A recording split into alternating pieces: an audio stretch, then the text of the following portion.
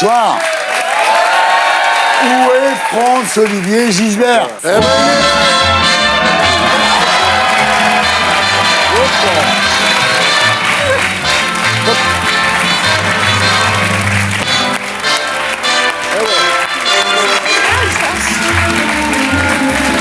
France, il y en a pour combien de temps encore quelques semaines encore. avant l'escalier? Oh, l'escalier, je peux le descendre que marche par marche, quoi. Bon, ça va?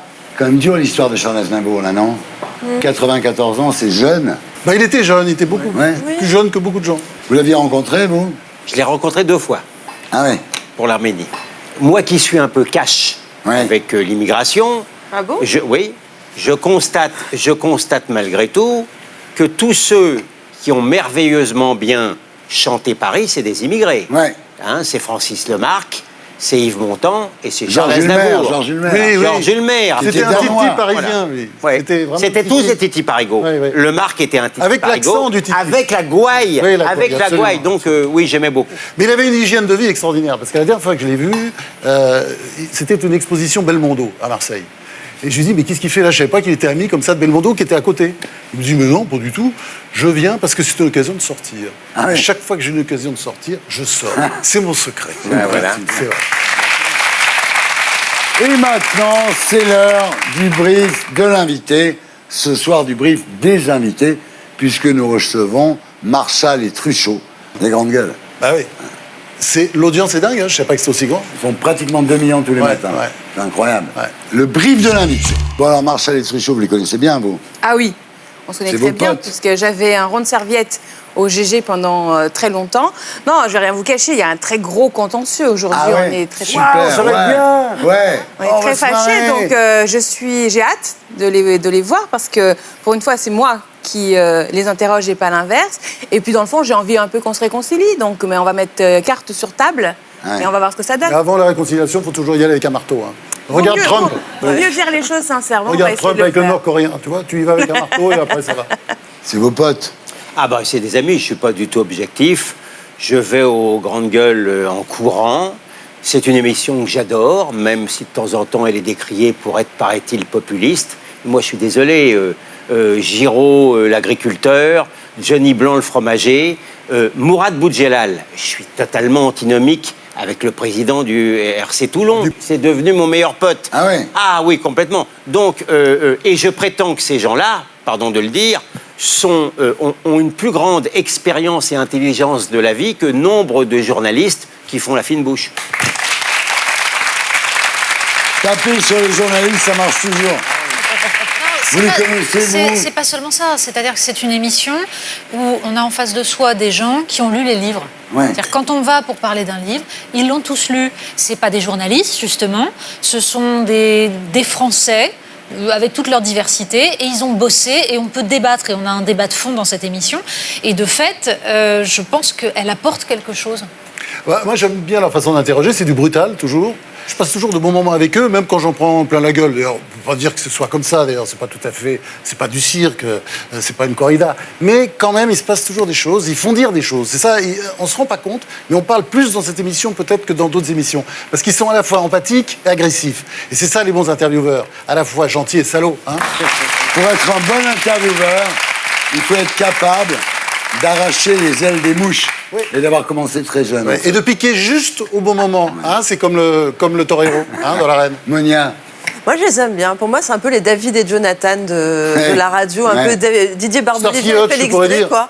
Ouais. En fait, on parle tout le temps de diversité. Moi, je trouve que c'est les seuls qui ont compris la diversité sociale. Ouais. Moi, j'aime bien écouter le Ouais, point c'est de vue d'un fromager, d'un curé, d'un éleveur. Et c'est ce que je respecte chez eux. C'est super. Ouais. Alors, ils bossent comme des malades. Parce que d'abord, ça fait 14 ans qu'ils font les grandes gueules. Donc, c'est sur RMC du lundi au vendredi de 9h à midi. Mais ensuite, ils font la fin d'après-midi, puisque... C'est à la télévision aussi. Oui, Ouais. Truchot fait 17-19, après Marchal il prend. Je veux dire, les mecs travaillent ouais. sans arrêt, quoi. Alors on est allé filmer les coulisses de leur émission, Magnéto Serge. On va revenir sur la mort de Charles Aznavour. La démission de Gérard Collomb refusée par le président Macron. Voilà, c'est le programme du jour, c'est 3 heures. Il est 8h20, il est tôt.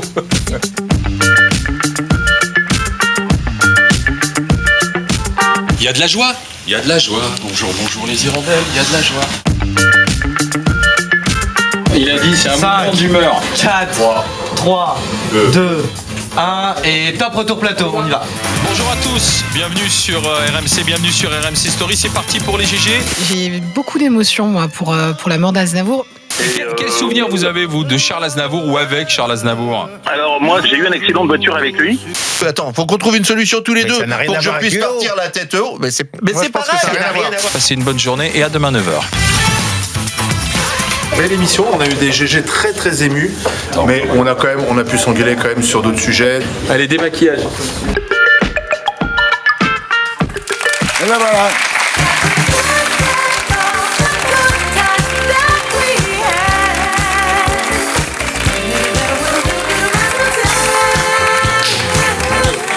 Et maintenant, on passe aux une de la semaine.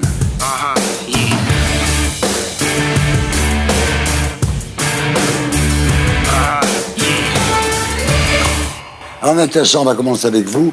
Vous en faites des unes, au moins une par semaine. Comment ça se passe à Marianne alors? À Marianne, ça se passe. Enfin, on bosse. Du on boulot. bosse, surtout quand il y a une démission comme ça, mais ça, on va en parler. Hein.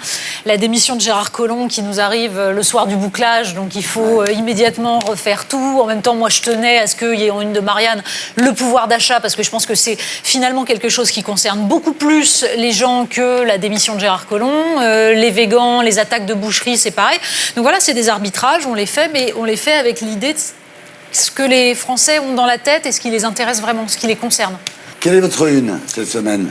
Ma une, Je parle pas de Marianne, je parle des Terriens du dimanche. Des Terriens du dimanche, c'est une jolie photo. Vous savez, c'est un petit selfie, il est tellement mignon. Alors on a notre président, on a Emmanuel Macron, donc le président de la République française. Et là, il se fait prendre en photo avec un jeune homme qui tend un gros majeur. C'est curieux parce que c'est le même qui avait interpellé un petit jeune homme, un jeune garçon. Et d'ailleurs, il avait eu raison en lui disant non, tu m'appelles pas Manu, je suis président de la République, il faut un petit peu de respect. Il y a une fonction. Donc voilà, donc visiblement la fonction elle est à géométrie variable.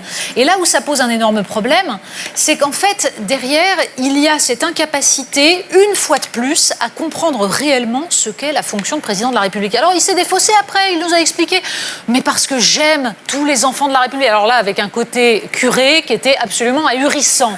Donc j'aime les enfants de la République, je suis le père de tous ces enfants. Bon, non, en l'occurrence là, on valorise des jeunes gens qui certes ont droit à être réhabilités, mais dont l'un a tout de même purgé une peine de prison pour braquage.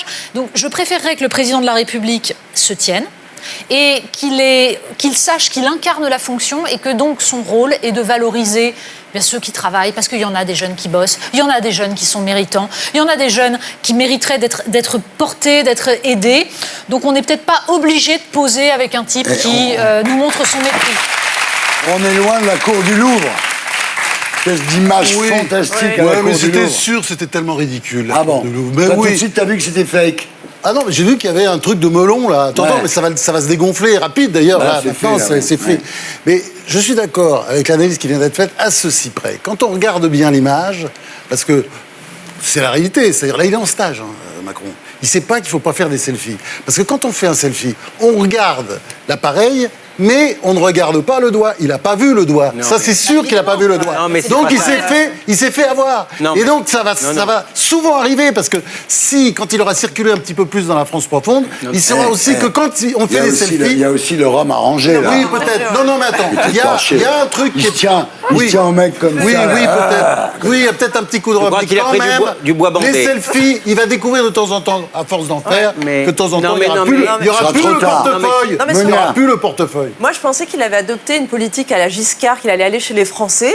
Et en fait, là, c'est plutôt Pascal le grand frère, quoi. Donc, il est chez les gens. Et quand on regarde la photo, on dit que c'est la nouvelle déclaration des doigts de l'homme. Exactement. Moi, je ne l'accablerai pas sur la photo, qui est un peu pathétique, mais... Pourtant, la personne est de couleur. Hein. Oui, Tu non mais, devrais y aller, hein. non mais ce que je veux dire, c'est que... D'abord, c'est un type tactile, il est comme ça, il est empathique avec tout le monde. Il aime toucher. Non mais bon, mais ce qui est beaucoup plus choquant que la photo, c'est le dialogue avec le braqueur, et où Macron lui dit « tu feras plus de braquage. Hein. Il y a une sorte de badinage avec le braquage, comme s'il m'originait un petit jeune parce qu'il avait piqué des bonbons voilà. Ce garçon-là, je l'ai toujours dit, il ne sait pas maîtriser son langage. Oui. Il a un vrai problème avec ça, et je trouve ça un peu pathétique. Il y a un autre problème aussi, c'est que c'est un mec qui a fait Henri IV, Sciences Po, Rothschild, il a jamais vécu. Il se méfie pas de ces mecs-là. Je dis, il faut qu'il termine son stage. Oui, c'est un plus. Mais ça choque que moi que les mecs soient torse nu à côté du président. C'est ça, on ne prend pas de selfie avec un type torse nu quand on est Personne met de t-shirt en s'accrochant. Il y a cette photo, mais il y en a d'autres, où il est carrément... c'est même... Bon, allez, Monia Cachemire, votre une, mon petit. Vous savez, cette semaine, c'était le salon de l'auto. Donc pas de l'auto sportif, de l'automobile. Et généralement, les femmes dans le salon de l'automobile, c'est souvent les femmes un peu potiches, c'est un peu le faire-valoir de la voiture. Elles sont souvent invitées à être à côté.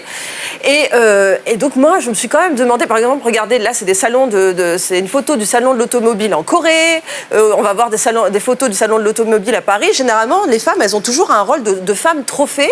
Alors, parce que justement, les entreprises d'automobile louent souvent des mannequins lingerie pour attirer le chaland. Alors depuis l'affaire #MeToo, depuis tous ces mouvements anti-sexisme, toute cette nouvelle révolution féministe, je me suis dit comment ça va être au salon de l'auto cette année. Donc j'y suis allée. Ah, vous y êtes allée? Ah, mais j'y suis allée pour vérifier. Vous avez un petit sujet? Ben, regardez, là, j'y suis allée. Donc là, je me promenais. Et vous savez quoi? J'ai été agréablement surprise de découvrir que les marques ont carrément réfléchi. Elles ont relooké, en fait, leurs hôtesses. Parce qu'aujourd'hui, on n'a plus de mannequins.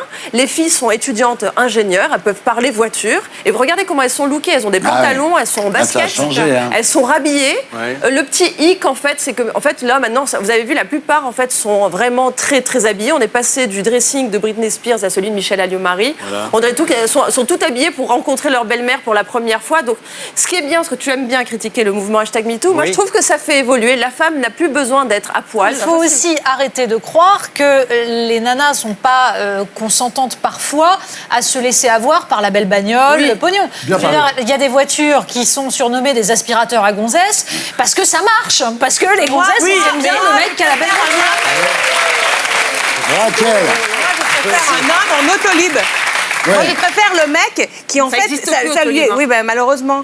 Parce que je trouvais ça révolutionnaire, le fait que tous les gars avaient le même bagnole. Ils ne cherchaient pas à s'identifier à leur image. C'est le communisme, ça. Bah, c'était vachement bien. C'est soviétique. C'était bien. Les vieilles bagnoles pourries d'Union soviétique, c'était bien pour draguer. J'achète une bagnole pour rehausser mon image auprès de je ne sais qui ou je ne sais quoi. Non, bah, mais bien tout le monde a la même bagnole, à l'électricité, on sait où se garer, c'était bien. Et voilà, on se retrouve après la pub pour la suite des unes de la semaine. Ce soir, face aux 5 mercenaires, les animateurs des grandes gueules, Alain Marchal et Olivier Truchot. À tout de suite.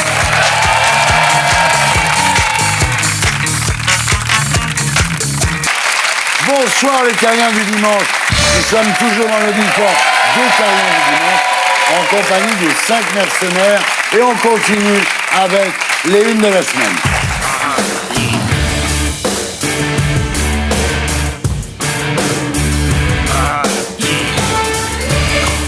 Alors, Franz, votre une de la semaine. Oh, c'est la meilleure affaire politique depuis très très longtemps. Ça n'est pas une crise politique, contrairement à ce qu'on peut lire, c'est idiot. Il n'y a rien de politique là-dedans, c'est pas indifférent. C'est une histoire de mec. C'est une histoire d'amour qui a mal tourné, comme il y en a plein. On voit très bien que le problème de Collomb, mais c'est même pas la peine de l'interviewer. On le sait, ça s'est vu. Il suffit d'entendre ses déclarations depuis l'affaire Benalla, où il a le sentiment que l'autre président, comme ils font souvent, a essayé de balancer la patate pourrie, et puis il n'en a pas voulu. Et puis il a fait savoir. Et puis Macron n'a pas su arranger. Parce qu'un truc comme ça, enfin j'ai vu ça, d'autres présidents, Mitterrand a eu des problèmes de ce genre avec Ernu quand il essayait de le foutre sur le dos. L'affaire Greenpeace, alors qu'il n'était pas au courant. Et Ernu était le dernier à savoir. Donc, oui, mais enfin, il essayait de le rattraper, il l'invitait à déjeuner, il lui disait, c'était très simple, attends, moi Macron, je règle le problème Collomb tout de suite. On le convoque, on l'invite à dîner, et il lui dit, je t'aime.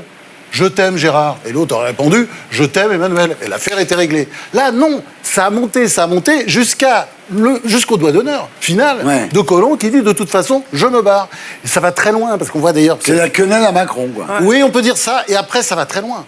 Parce qu'il arrive à Lyon, et il dit d'ailleurs que Lyon, c'est mieux que Paris. Non mais j'ai entendu, on a tous entendu ça. Et c'est-à-dire, il est très heureux de retrouver sa ville, sa région, et brusquement, on se dit, ce pouvoir, son problème, j'espère qu'il en tiendra compte dans les semaines, dans les mois qui viennent, mais ce pouvoir est beaucoup trop parisien. Beaucoup trop. Et qu'est-ce qu'incarnait Collomb, au fond, c'était ça, une sorte de bon sens. Donc ça, c'est votre explication de l'affaire Collomb. Ah non, mais attendez, il n'y a pas d'autre explication. Ah, si, y en a Nous une expliquer les politiques, c'est absurde. Il y en a une autre. C'est absurde. C'est qu'en fait, Benalla faisait tellement chier les flics que les flics ont balancé le document de la contrescarpe à la presse et que Macron a reproché à Collomb de ne pas avoir tenu ses flics. La vraie explication pour moi, c'est pas ça. Et depuis l'affaire Non, Benalla... c'est pas ça. Parce que le truc évident, excusez-moi, on a tous vu les mêmes images. L'État, le pouvoir, a essayé de foutre l'affaire Benalla sur le dos de Collomb. Et Collomb a renvoyé le truc à Macron. À partir de là, l'affaire était dite. Parce que ce que vous dites, c'est vrai, mais ça arrive tout le temps. Le problème, c'est que la machine macronienne a décidé que c'était Collomb le responsable. Il a dit, non, mais pas du tout. Moi. Non, mais si je peux me permettre. Regardez les bandes. Si je peux me permettre. Après Monia, d'abord William. S'il te plaît. Au-delà de la... Non, mais les personnes âgées avant. Attendez. Au-delà de la fine analyse psychologique de M. Gisbert, et à laquelle je souscris, en termes institutionnels, pardon de vous le dire, moi c'est la première fois que je vois ça évidemment, de ma longue vie. C'est la première fois que je vois une telle froideur, et c'est la première fois que je vois un ministre en exercice démissionner, le président de la République refuser la démission et le ministre refuser d'obtempérer. Si ça existe, qu'on m'écrive. Et moi, je l'ai jamais vu. Après les dénis de grossesse, il y a les dénis de démission. Tu vois. C'est faux. Ça n'a jamais existé. Ouais. En fait, c'est vrai qu'il y avait une belle histoire d'amour entre Collomb et Emmanuel Macron, mais l'affaire Benalla a tout bouleversé. Oui, ça, et c'est à partir de l'affaire Benalla que monsieur Collomb est devenu susceptible, d'où l'expression avoir le Gérard Collomb irritable. Oui, enfin, il y a quand même...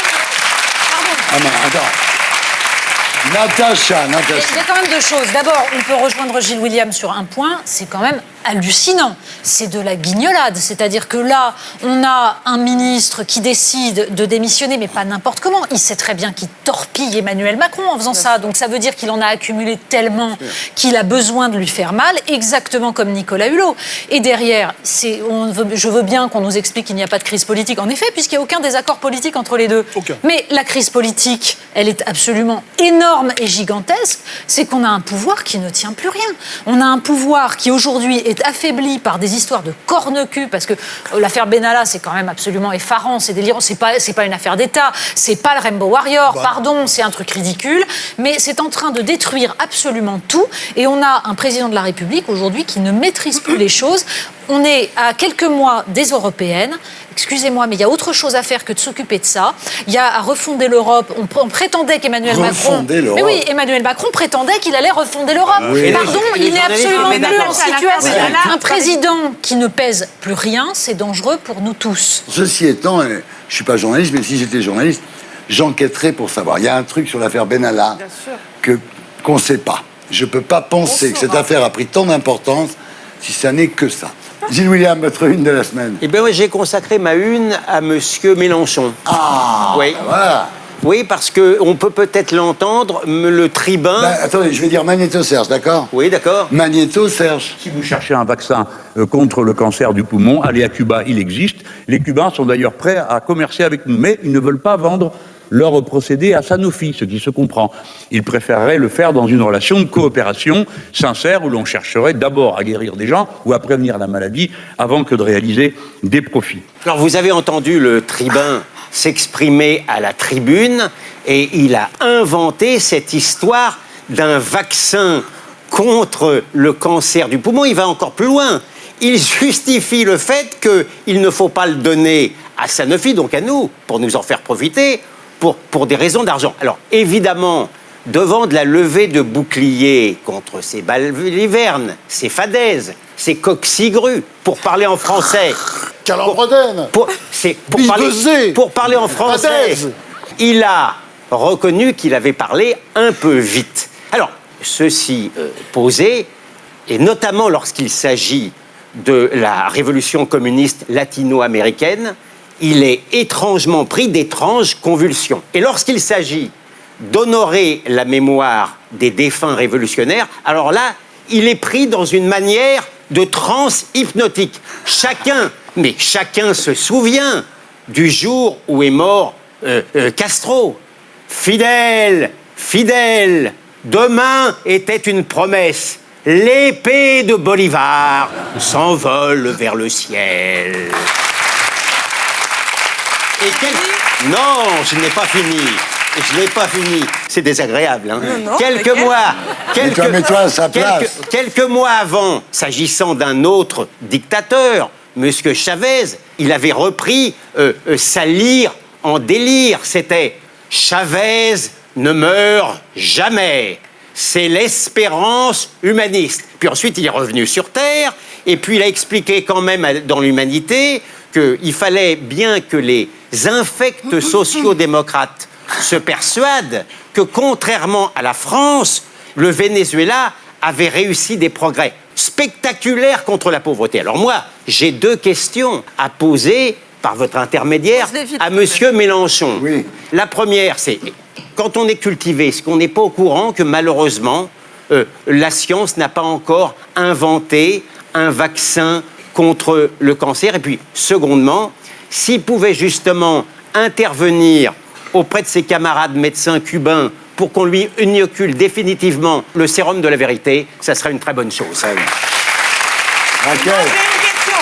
Oui. Moi, j'ai une question parce que c'est ce qui compte pour le téléspectateur. Est-ce que c'est vrai, oui ou non, que Cuba a développé un médicament de lutte contre le cancer des poumons qui effectivement évite la mort, prolonge la vie des patients. Est-ce que c'est vrai, oui ou non, que ce médicament aujourd'hui est fabriqué et commercialisé dans un joint venture avec les Américains? Est-ce que c'est vrai, ça? C'est extraordinaire. Mais c'est oui, c'est non. Non, attends, je suis pas devant c'est ça que les téléspectateurs veulent savoir. Je suis pas devant la police cubaine. Voilà. Tu me permettras. Il y a un médicament qui n'a rien à voir avec un vaccin contre le cancer, qui est en expérimentation et qui peut-être arriver à prolonger les pauvres gens qui ont le cancer de 2 mois. On est loin d'un... Oui, bah voilà. Pas 2 mois. Tu as ma réponse. Premièrement, 2 mois, c'est déjà beaucoup et c'est pas 2 mois. C'est plusieurs années. On est loin d'un sérum contre le cancer. On ne connaît rien du tout. Vous pouvez critiquer Cuba sur tout un tas de sujets. Mais c'est vrai qu'il y a un accès aux soins qui est avancé. Voilà, alors, il y a un autre sujet où je suis d'accord avec Mélenchon, c'est qu'en fait, dans les pays communistes, les gens sont mieux éduqués, mieux cultivés. C'est-à-dire que nous, à l'époque de l'URSS, quand on allait en Hongrie, en Tchécoslovaquie, en Allemagne de l'Est, on était sidérés. Ils parlaient mieux français que nous. Nous, on était des buveurs de Coca-Cola qui écoutons du rock'n'roll, et eux, ils connaissaient les classiques par cœur. Donc, il faut quand même être honnête. Je suis le premier à reconnaître que quand on allait en URSS, les Russes allaient beaucoup au concert, ils allaient beaucoup à la danse. Voilà. Bien sûr qu'il y a des véhicules très bien. mais j'ai pas aucun.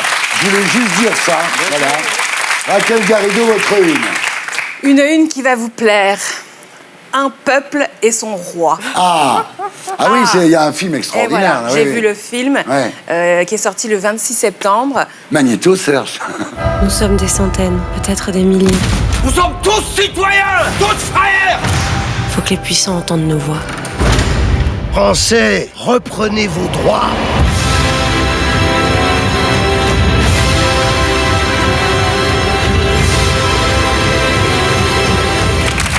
Et ben voilà.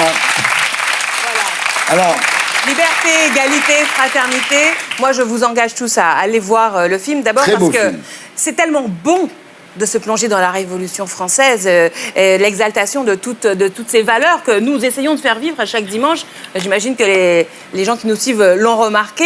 Nous sommes des combattants de toutes ces notions-là, mais elles ont été forgées à un moment de l'histoire par des événements. Voilà. Et ce film en parle avec merveille.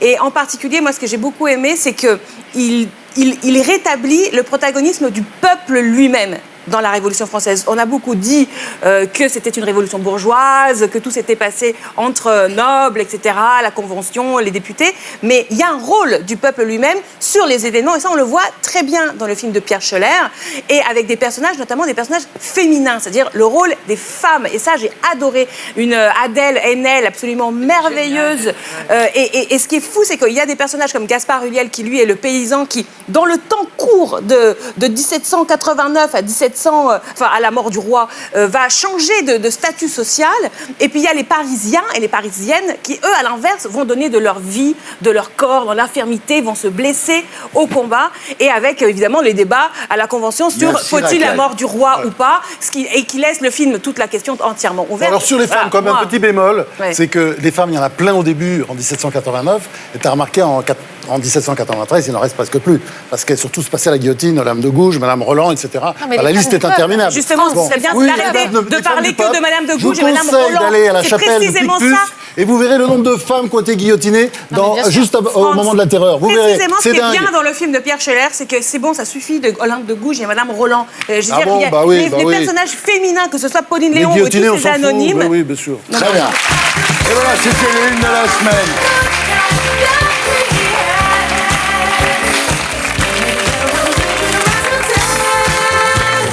Et maintenant, j'accueille nos invités fil rouge. Ils animent chaque matin les grandes gueules sur RMC. Alain Marchal et Olivier Truchot.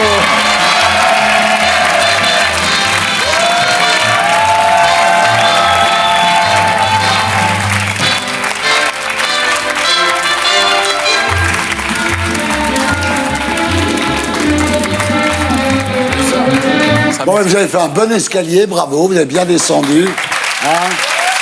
Alors, chaque matin, vous animez les grandes gueules à la radio sur RMC de 9h à 12h et en simultané sur RMC Story, donc il faut être maquillé. Hein.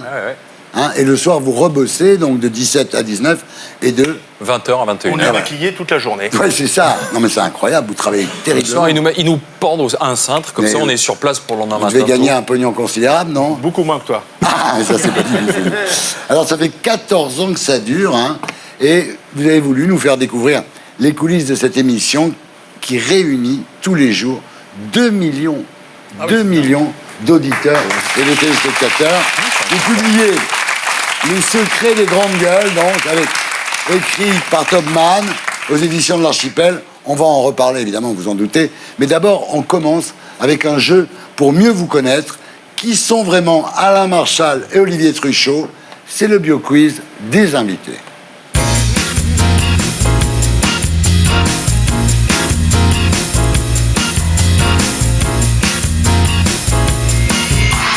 Alors, c'est un jeu où il n'y a que des questions sur vous.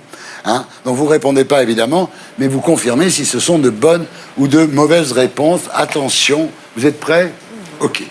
Comment s'appelle le quartier de Nice dans lequel Alain Marchal a passé son enfance? Ordisson, Riquier, Hanounam ou la Drucker? Riquier. Je l'ai dit avant. Tu l'as dit avant, donc c'est toi. C'est un bon point. Vous savez, Alain, que mon parrain habitait en face de la gare de Riquier. Et tous les ans, j'allais passer des vacances donc à Riquier. La gare est toujours là. Et la gare est toujours là. Mon parrain, il est mort. Bon, c'est comme ça. Hein. Alors, que faisait Olivier Truchot pour jouer à se faire peur avec ses copains lorsqu'il était petit? Ah, il grimpait au pylône EDF. Il passait ses après-midi dans une vieille maison hantée. Il faisait des canulars dans des cabines téléphoniques où il passait devant la maison de Charles Trenet. Il passait devant la maison de Charles Trenet. Bravo, oui, absolument.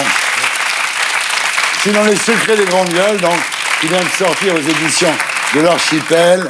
Les bords de Marne abritaient une star internationale. Charles Trenet, enfant, Olivier, est souvent passé devant les deux maisons, curieusement bariolées. Avec ses copains, il se murmurait, pour se faire peur, que les chanteurs aimaient les petits garçons. Ah bah oui, c'est possible. C'est possible. Ça nous regarde pas. Non. C'est vrai, vous aviez peur. Oui, bah c'était la légende. C'était pas une légende, en fait. Voilà. On l'a appris plus tard. Voilà, on l'a appris bien plus tard, mais il aimait les petits garçons. C'était plus âgé que les petits garçons. Quand même. Ouais, hein? Oui, c'était plutôt les garçons. Oui, attention. Jeunes gens. Alain Marchal s'est-il marié avec sa femme Cécile en 1995? dans une petite église provençale sur les hauteurs de Nice, à Las Vegas, sur une plage à Bali ou dans les locaux de RMC. Las Vegas, oui. Ah, c'est toi là, Ouais, non?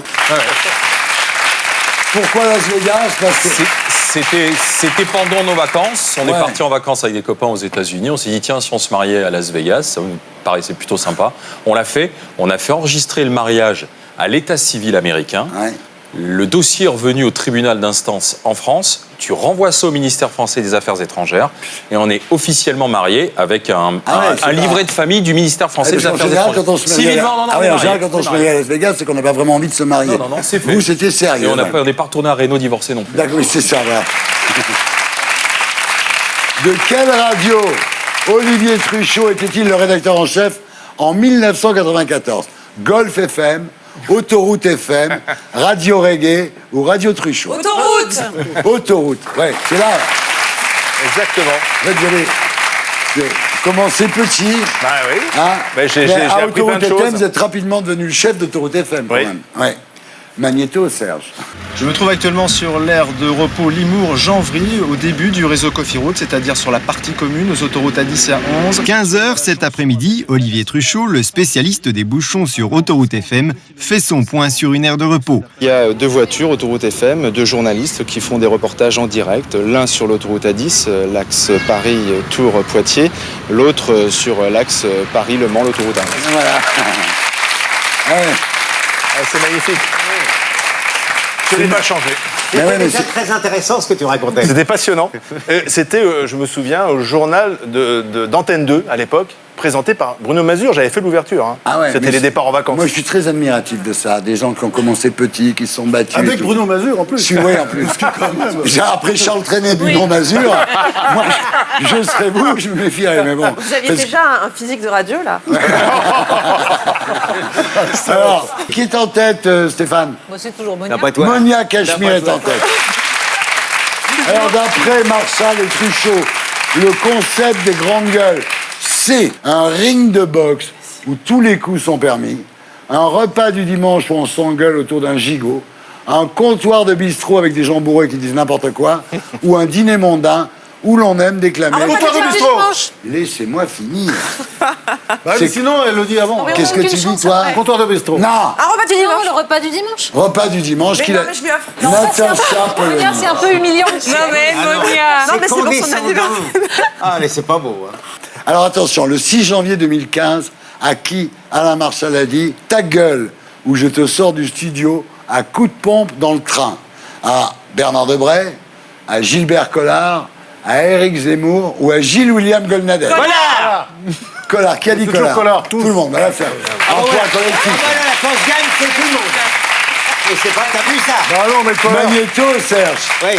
Regarde. d'avoir mis le bordel comme Mais ça, non, mais mais bon. Franck, c'était intéressant d'avoir votre témoignage, mon cher Ouais, Franck, ouais. électricien. Gilbert, ta gueule, sinon je te sors du studio. Tu la voulais celle-là? Voilà comment Alors il faut- maintenant, voilà. écoute, je t'écoute, Tu tu as raison. m'emmerdes. Je te Bravo. le dis franchement, Bravo. tu m'emmerdes. J'aime cette autorité. Alors maintenant, Bravo. tu la fermes, Je on est dans respecte une l'autorité. émission de radio, tu Voilà. la boucles, sinon Voilà. je te sors du Ça, studio à c'est coup de la- pompe dans le c'est la train. démocratie. D'accord, stop. C'est la démocratie des grandes Gilbert, gueules. on a une émission de radio à faire, on te l'a demandé avant l'émission Mais c'est de le elle, faire c'est tranquillement. elle. Tu, Ah, écoute, Michel. boucle-la. Boucle-la maintenant, c'est moi qui te dis, tu me fatigues. Bravo. Je vais vous dire, en tant que Niçois, moi aussi, il m'arrive de faire des trucs comme ça. Mais les gens m'en veulent pas parce qu'ils savent que c'est mon pays. Vous, c'est pareil, j'imagine que... Ouais, là, c'était, ça montait, tu vois. Ouais, on dit c'est ça. bien. Mais J'en c'est avais bien la, d'être c'est quoi, on capable dit, on de- en avait la stouffe, là, tu Il vois. faut, ça montait. il faut se mettre en colère. Et puis là, c'est sorti naturellement. Il y avait... Souvent, on nous demande, est-ce que c'était prémédité? Vous l'aviez Non, pas mais du les tout. gens croient que tout ce qu'on fait est prémédité. Non, faux. Non. Alors, parmi ces personnalités politiques, qui est un grand fan des grandes gueules? Nicolas Sarkozy, Julien Drey, Christian Estrosi ou Marine Le Pen? Tous. Non. Estrosi. Oui, Estrosi, je les écoute régulièrement. C'est une émission populaire qui parle à des gens de toutes les conditions sociales. Ils ont réussi à créer un état d'esprit. Les trois autres, beaucoup moins. Sarkozy, il nous a appelé pour se plaindre. Sarkozy, quand il était président de la République, a appelé notre patron pour Oui, se toujours le plaindre patron. des Il grandes appelle gueules. toujours le patron. Oui. jamais Ouais, il il a appelle appelé le patron. journaliste, hein. On raconte ça dans le livre, effectivement, au sortir d'une émission, soit ça lui avait été rapporté, soit il l'avait entendu lui-même. Ça a été un coup de fil et il était à un tel degré d'énervement que même le boss a cru que c'était une imitation. Il pensait que c'était Gérald Dahan. Parce qu'à l'époque, Dahan, il faisait des imitations. Mais le patron a tenu bon, il a fait rempart. Alors, qu'a déclaré Olivier Truchot à propos d'Alain Marshall? C'est mon ami, c'est mon pote, mon amant. Ou je le vois plus que ma femme. La même chose. Ou parfois il me sort vraiment par les trous de nez. Ou le beau gosse dans le duo, c'est moi. Réponse 1. Le beau gosse dans le duo, c'est Je le vois Réponse plus que 1. ma femme. C'est mon ami, mon Ouais, amant, mon je le pote. vois plus que ma femme, Natacha Polony. C'est logique. Hein. C'est vrai. Ah oui. Vu l'emploi du temps. Qu'apprend-on concernant nos chroniqueurs dans le livre Les secrets des grandes gueules, publié aux éditions de l'Archipel? Raquel a eu une aventure avec un skinhead. Natacha a été végétarienne. Franz Olivier a un tatouage de Lafayette sur l'épaule, où Gilles William Goldnadel a été DJ à Londres. Monia Cachemire est allergique au cachemire. Goldnadel. Il était DJ à Londres, tout le monde le sait. Bah non, pas tout le monde le sait. Non, il faut lire le bouquin pour Ils le s'en savoir. vendent tout le temps. Il était DJ à Londres. Ouais. En fait, il gagnait sa vie comme DJ parce qu'il avait été viré du lycée de Rouen. Et alors, dis-moi, vous passiez quoi comme musique, William? Eh ben, le goût, curieusement, des Anglais était pour le Tamla Motown, et moi, je c'est poussais bien, plutôt attends. les Stones et les Doors. Déjà anti-noir. Voilà. Quand tu dis Motown, tu veux dire Déjà, ça déjà. Non, lui. C'est Natacha Polony qui a gagné. Ouais.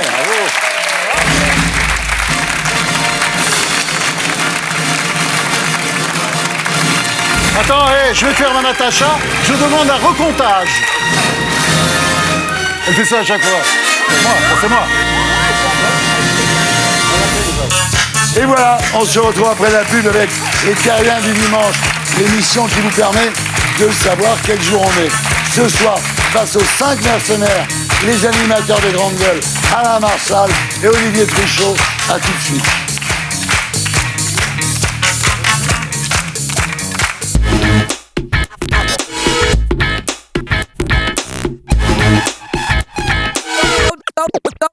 Go down.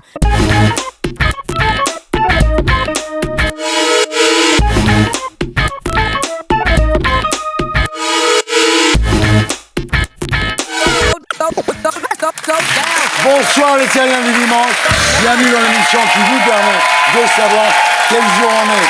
Ce soir, dans les Terriens du dimanche, nos invités fil rouge, ils réunissent chaque matin près de 2 millions d'auditeurs sur RMC. Ce sont les animateurs des grandes gueules, Alain Marshall et Olivier Truchot. Existe-t-il vraiment un racisme anti-blanc ou voit-on tout en noir? Pierre Licia a enquêté. Et aussi, bien sûr, les Terriens de Tanguy Pastureau. Voilà, l'émission s'appelle Les Terriens du dimanche. Donc ce soir, Alain Marshall, Olivier Truchot, face aux 5 mercenaires. La grande rousse, avec un blouson noir, c'est Natacha Polony.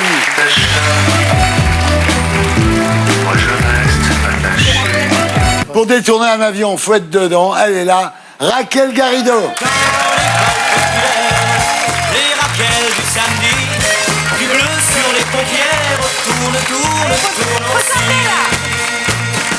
Mais là-bas, près du comptoir, en bas, on danse pas. On est là pour boire un coup, on est là pour faire. Elle est à la mode et elle taille des costards. Monia Cachemire.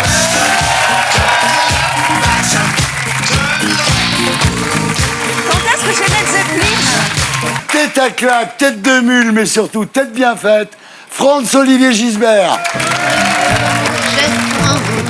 Encore une danse, je rejoindrai mon vieux mari après. L'avocat qui se défend très bien lui-même, Gilles William Goldnadel. Carrément méchant, jamais content. Carrément méchant, jamais content. Et nos invités fil rouge, donc, Alain Marshall, Olivier Truchot. Alors, comme tous les invités, vous avez un slogan. Votre slogan, c'est « Les grandes gueules qui n'ont pas la grosse tête ». Ça vous va? Ah, c'est bien. On prend, c'est bien. Je pense que c'est vrai en plus. Et vous avez aussi un sampleur.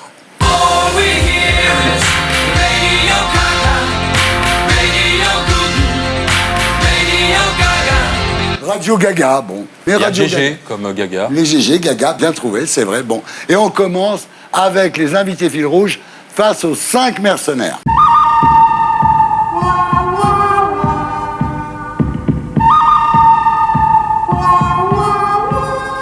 Alors Alain Marchal, Olivier Truchot, les 5 mercenaires ont chacun une question à vous poser.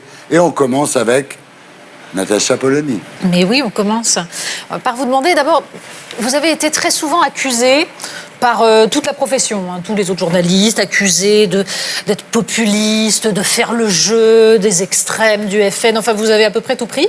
Et c'est sans doute parce que vous donniez la parole à des gens qui n'ont pas l'autocensure que pratiquent les journalistes en général et qui du coup disent les choses que les Français pensent, sans aucun filtre. Mais derrière ça, il y a une question qui est la question du rôle démocratique des médias. C'est-à-dire, quel est le rôle des médias ? Est-ce que leur rôle, c'est de faire barrage, c'est de faire attention à ce qui se dit ? Comment vous voyez, vous, ce rôle-là ? Alors, pour moi, médias, la réponse est dans le nom. C'est-à-dire, c'est entre le pouvoir et le peuple. Et donc, on est organe de transmission. C'est-à-dire, nous, ce à quoi on doit faire attention en tant qu'émission en direct, c'est qu'il n'y ait pas de dérapage. Mais on ne va pas s'auto-censurer, on ne va pas enlever la parole à ceux qui veulent s'exprimer. Sinon, on arrête la démocratie aussi, parce que c'est le principe même de la démocratie, c'est que tout le monde puisse parler. Et nous, on est une émission de liberté d'expression. C'est amusant parce qu'au début, effectivement, on nous a traités de populistes, café du commerce, de faire le jeu du Front National, je ne sais qui. Et aujourd'hui, on nous dit c'est une super idée, finalement, de donner la parole à des Français qu'on n'entend pas, qui ont des métiers différents, qui se retrouvent autour d'une table alors qu'a priori, ils ne se seraient jamais retrouvés dans la vraie vie parce que le fromager des Deux-Sèvres se retrouve face à l'éducateur de Seine-Saint-Denis. Donc, ils ne votent pas forcément la même chose, mais ils arrivent à dialoguer, à débattre. Et finalement, ce qu'on a voulu faire, modestement, c'est une espèce d'agora, en fait, donc pour le coup, très démocratique.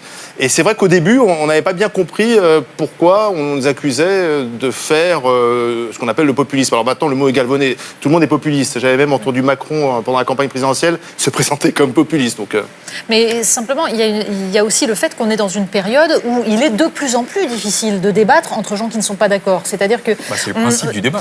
C'est la base du débat, normalement, c'est le fondement. Mais on a l'impression qu'on a des gens qui se radicalisent petit à petit, chacun dans leur opinion, qu'elle soit modérée ou pas. Pourquoi est-ce qu'ils se radicalisent ? Parce qu'on leur a pas donné la parole. Donc moins on te donne la parole, plus tu pèses dans ton coin et plus tu te radicalises. À partir du moment où on met tout le monde autour d'une table et on s'enrichit peut-être des arguments ou des contre-arguments, ça va peut-être s'apaiser justement. Raquel Garrido, vous avez une question pour nos amis. Je crois que vous avez un petit contentieux quand même là. Elle est longue la question, Raquel, il y a 3 feuilles. Je me suis imprimé le chapitre que vous m'avez consacré dans votre livre. J'étais surprise, mais en même temps, pas tant que ça, parce que moi aussi, je vous ai consacré de longs développements dans mon propre livre, ce qui finalement prouve bien qu'on a des choses à se dire. Et dans votre livre, vous dites... je vais aller tout de suite au fait pour qu'on purge, parce qu'il y a quand même des choses qui, moi, m'ont choquée. Vous dites que j'ai profité pendant longtemps avec mon mari d'un HLM parisien pour 1 200 € par mois. Donc, profiteur, je ne sais pas. Il y a 10 millions de personnes en France qui vivent dans des logements sociaux. Vous considérez que c'est ça le profit? Je ne sais pas. Je pense que ces 10 millions de personnes seraient contentes de savoir combien vous gagnez. On ne parlait pas des 10 millions de personnes, on parlait de vous. Alors, justement, pourquoi me singulariser? Parce que, on ne sait pas trop, mais par contre, vous donnez la parole à un tweetos anonyme dans votre livre pour lui faire dire qu'en fait, je vivais dans un logement social alors que nous gagnions 20 000 € par mois. Alors, déjà, donner la parole à un tweetos, je trouve ça un peu étrange. Dans quel cadre est-ce qu'il parle de tweetos, Raquel? Dans quel cadre il parle de tweetos? Il dit... dans quel cadre? Dans quel chapitre ça s'inscrit? Dans le chapitre où vous dites du mal de moi. Non, dans le chapitre où on explique aussi les dérives des réseaux sociaux, ou ce que ça déclenche comme réaction. Ouais. Voilà, c'est aussi pour ça. Mais c'est ça qui est frappant, c'est que vous donnez la parole à ce tweetos en disant que je gagnerais 20 000 € par mois avec Alexis Corbière. Vous dites ensuite que ce montant est invérifiable. Alors moi, je pensais qu'en journalisme, quand on n'avait pas réussi à vérifier quelque chose, on ne le publiait pas. Mais vous le publiez. Et vous dites les loups sont lâchés, elle s'est fait lyncher, etc. Et après, vous dites, mais Madame Raquel Garrido ne peut s'en prendre qu'à elle-même. Qui sème le vent récolte la tempête. C'est-à-dire qu'en fait, vous balancez que je gagne 20 000 € par mois Non, alors que je suis en HLM. C'est un tweetos. Non, mais c'est vous qui avez écrit ce livre. C'est votre livre, quand même. Oui, mais c'est Vous vous retranchez derrière un tweetos anonyme pour ensuite vous dire que j'ai été lynché et qu'en gros, c'est de ma faute. Raquel, moi, j'ai juste une question à vous oui, poser. Oui, on va répondre. Où est passé voilà. C'est quoi vos critères de déontologie journalistique? Raquel, on t'adore. Entre nous, c'est un peu je t'aime moi non plus. Mais il faut reconnaître que tu dis souvent beaucoup de bêtises. Bah là, pardonne-moi. C'est toi qui ne peux pas vérifier combien je gagne. Je te laisse parler, je te réponds. Et donc, tu as souvent dit des bêtises sur notre plateau. Vas-y, dis. À un moment donné, tu venais chez nous en nous disant je suis dans la radio Drahi, etc. Enfin bon, c'était chaque fois. Voilà. Oui, mais enfin, ça sous-entendait qu'on était aux ordres, je ne sais qui, d'une casse, dénoncé par les insoumis. Ça ne sous-entend rien du tout, c'est un fait. D'ailleurs, tu te les pries insoumis... pas de rappeler qu'ici, on est chez Bolloré, donc il faudrait savoir. Oui, mais moi, ça ne me pose pas de problème. Bon, j'ai pas de problème avec ça. Quelle bêtise ai-je dit? Et la deuxième chose, c'est qu'on est... En attendant, toi et tes amis, tu nous as traités de racistes. Donc, à un moment donné, quand on dit de grosses bêtises, c'est normal que nous, on essaie de décrypter, justement, ce qui s'est passé entre nous. Si tu réponds pas à ma question, la déontologie... J'ai pas compris la question, en fait. C'est-à-dire que si tu peux pas vérifier mes revenus, ce qui est par ailleurs faux, parce que tu sais très bien qu'Alexis gagnait le salaire d'un lycée pro, de lycée prof. Prof d'histoire géo. Voilà, vous le saviez. Vous saviez très bien aussi que moi, j'étais bénévole militante, que j'ai passé ma journée à militer, et que pour qu'on gagne 20 000 € à deux, il fallait que, en gros, je gagne 18 000 €, je ne sais pas d'où ils sortaient. Je crois que la polémique a été déclenchée lorsqu'Alexis est devenu député, puisqu'on parle de... Alors, et tu ne peux pas vérifier combien gagne un député. Et que toi, tu étais ici chroniqueuse. Donc, c'est à ce moment-là qu'il y a eu cette polémique, si je me souviens bien. Et donc, tu ne peux pas vérifier. On se posait la question, comment ça se fait que c'est bon? Justement, alors ça fait combien au total? Justement, non, mais ça fait combien au total? C'est vous qui écrivez. Alors, en tant que journaliste, je te le dis, 5 711 € un député. Et moi, justement, je dois gagner 15 000 € pour monter à 20 000 € par mois. Tu penses que je gagne 15 000 €? Je sais pas, je pose la question. Et toi, combien tu gagnes? Ah ben non, mais c'est pas nous, là, c'est toi. Non, c'est ton revenu dont tu... Mais non, mon ami. Mais non. Parce qu'ici, on n'est pas au GG. Ici, on est au terrain du dimanche. C'est moi qui pose les questions. Oui. Et moi, mais c'est ton revenu qui est en cause, c'est pas le mien, c'est le tien. Non, c'est ton bouquin qui est en cause parce que toi, tu as écrit quelque chose sans le vérifier. Mais non, c'est la vérification. Ça, pardonne-moi. Raquel. Bon, si tu l'assumes, que tu donnes la parole à des tweetos pour faire dire des choses qui sont parfaitement vérifiables. Tu sais très bien que je gagne pas 20 000 €. Je trouve que c'est une information importante que vous n'avez pas de déontologie en réalité. 15 000 €. Voilà. On sait aussi qu'il y a plusieurs... Il y a le salaire, le traitement du député, plus des enveloppes qui sont données aux députés pour payer leurs collaborateurs, pour leurs frais de déplacement, etc. Ouais. C'est aussi du salaire indirect, bien sûr. Donc, Donc on doit arriver pas loin des 20 000. Ah bon? Brut. Mais oui, je pense. Non, mais attendez, vous êtes tombé, c'est hallucinant. Parce que quand on vous reproche votre démagogie, mais là, c'est spectaculaire. C'est-à-dire qu'en fait, premièrement, tu peux rien vérifier, tu n'as rien vérifié du tout. Raquel, mais moi, j'assume parfaitement. Raquel, combien tu gagnes ici? Combien tu gagnes? En moyenne, moi, sur une année, ici, je fais 3 000 € par mois, sur l'année. D'accord, voilà, c'est ça mon revenu ici. Voilà. Mais vous gagnez combien? Je ne suis pas député. Eh ben ça, non, tu es journaliste en principe, et tu écris dans ton livre que tu ne laisses passer aucune fake news, jamais. Eh bien ça, c'est une fake news, c'est écrit page 100 de ton bouquin. Et c'est le tweet. Et j'espère que vous avez un petit peu honte d'avoir fait ça. Bon, écoute, ça c'est fait. J'invite les lecteurs à lire le chapitre en entier. Voilà, et j'invite aussi les téléspectateurs à lire le livre de Raquel. Bon, attention. Monia. Oui, alors moi, je suis là pour poser la question bien fine. Après des fessées comme ça, je suis là pour qu'il n'y ait pas de bleu. Oui. Voilà, donc en fait, comme vous présentez tous les deux une des émissions les plus populaires de la radio, je voulais vérifier, je voulais savoir si vous-même, vous étiez populaire auprès de vos confrères. Donc, notre équipe est allée les rencontrer pour savoir ce qu'ils pensent de vous. Magnéto, Serge, sinon ça part pas. La réalité, c'est que c'est un mariage arrangé, les grandes gueules. Truchot et Marchal ne s'entendent pas du tout. C'est deux mecs qui se voient jamais en dehors du travail. Je pense qu'ils s'aiment pas. Disons que ce sont surtout des gens extrêmement dépressifs. Et il y a beaucoup, alors je le dis entre nous, il y a beaucoup de médicaments qui circulent. D'abord, ils sont radins, parce que en 4 ans et demi, jamais ils m'ont payé un café. Ils sont narcissiques, ils monopolisent la parole sur le plateau. En fait, ils parlent beaucoup plus que leur GG. Non, ils sont très gentils, les grandes gueules, mais enfin, ils commentent l'actualité tous les jours. Ils n'invitent jamais le moindre éditorialiste politique, c'est insupportable. Moi, je suis au chômage technique. Et puis en plus, on ne sait jamais qui est qui. Marchal, Truchot, Marchal, pourquoi ils mettent pas une étiquette? Ça serait plus simple quand même. Depuis que je suis arrivée, je ne leur parle que sur le plateau parce que le reste du temps, je suis invisible pour eux. Parce qu'en fait, on simule de s'apprécier quand on est sur le plateau, mais la vérité, c'est qu'ils ne calculent pas. Ça vous fait quoi de savoir qu'ils pensent ça de vous? Ouais, c'est terrible, hein. Là, les masques tombent. Les masques tombent, hein. Vous allez tous les virer? Ouais, bah oui, on va être obligé, forcément. Non, mais au total, combien on a de grandes gueules? Tiens, parce qu'il y a des portraits dans le livre, mais je me souviens plus combien il y en a au total. 17, 18? En général, il y en a 17, 18, mais depuis le début, parce que l'émission a 15 ans, on a écumé, je sais pas, 70 grandes gueules. Ouais. Et la Rose qu'on vient de voir est une des dernières arrivées dans la bande. Elle était, voilà un profil atypique qui intéresse les grandes gueules. Elle a été pendant 10 ans, je crois, elle a été dans la banque, elle a dirigé une agence bancaire, elle s'est reconvertie, elle est passée directrice de centre de formation, elle travaille beaucoup avec les jeunes, du côté d'Aubervilliers, Noisy-le-Grand et autres. Bon, ben ça, c'est des profils pour nous, ça, des gens qui ont eu plein de vie et qui viennent parler en toute franchise dans les GG, quoi. Vous voulez que je vous rassure, c'était un poisson d'avril d'octobre. Magnéto, Serge. Truchot et Marchal, c'est deux bonbons. Vraiment deux mecs formidables. Quand j'ai pas d'idée, ça m'arrive sur mes émissions. Quand je cherche un angle, je viens m'asseoir à côté d'eux, on refait le monde, ils m'aident, ils me trouvent des angles. En vrai, ce sont deux garçons extraordinaires, extrêmement gentils et bienveillants, extrêmement professionnels. Ils sont à la ville comme à l'écran.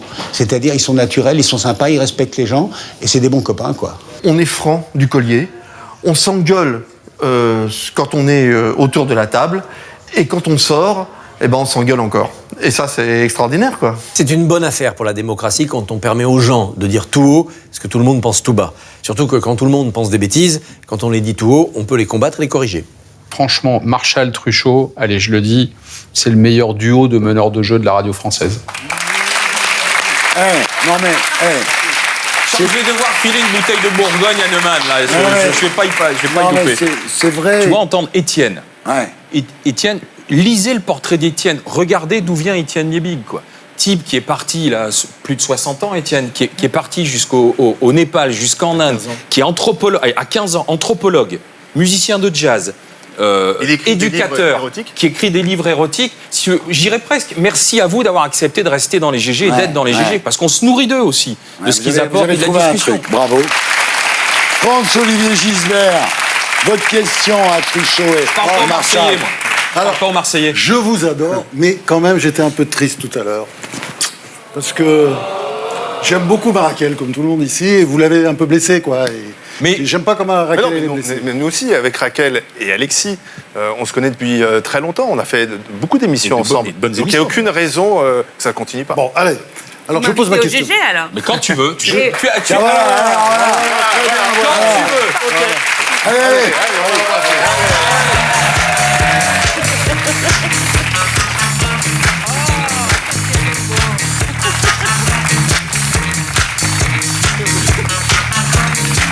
C'est comme chez vous, hein, on n'est pas d'accord, mais on s'aime. Exactement. Alors, votre question. La question du Marseillais, justement. Tu disais Marseillais. Je réponds pas, le Niçois répond. Allez, le Niçois, il va répondre. Tu es de Nice et tu as suivi la suite de l'atroce attentat de Nice en 2016, qui était vraiment un événement considérable. Je veux dire, comment on vit quand on est niçois? Est-ce qu'on peut vraiment faire son boulot? Ou est-ce que moi qui étais à Marseille, je chialais tout le temps ce jour-là? Je veux dire, je pensais à toi, tu étais sur place. Comment on fait pour travailler dans ces cas-là? Écoute, c'est ce que je raconte dans le livre. En fait, on regardait le feu d'artifice, on était en bateau avec mon père et ma fille. Et on était au large, et puis on voyait le feu d'artifice, et puis les lumières qui scintillaient, puis on rentre au port.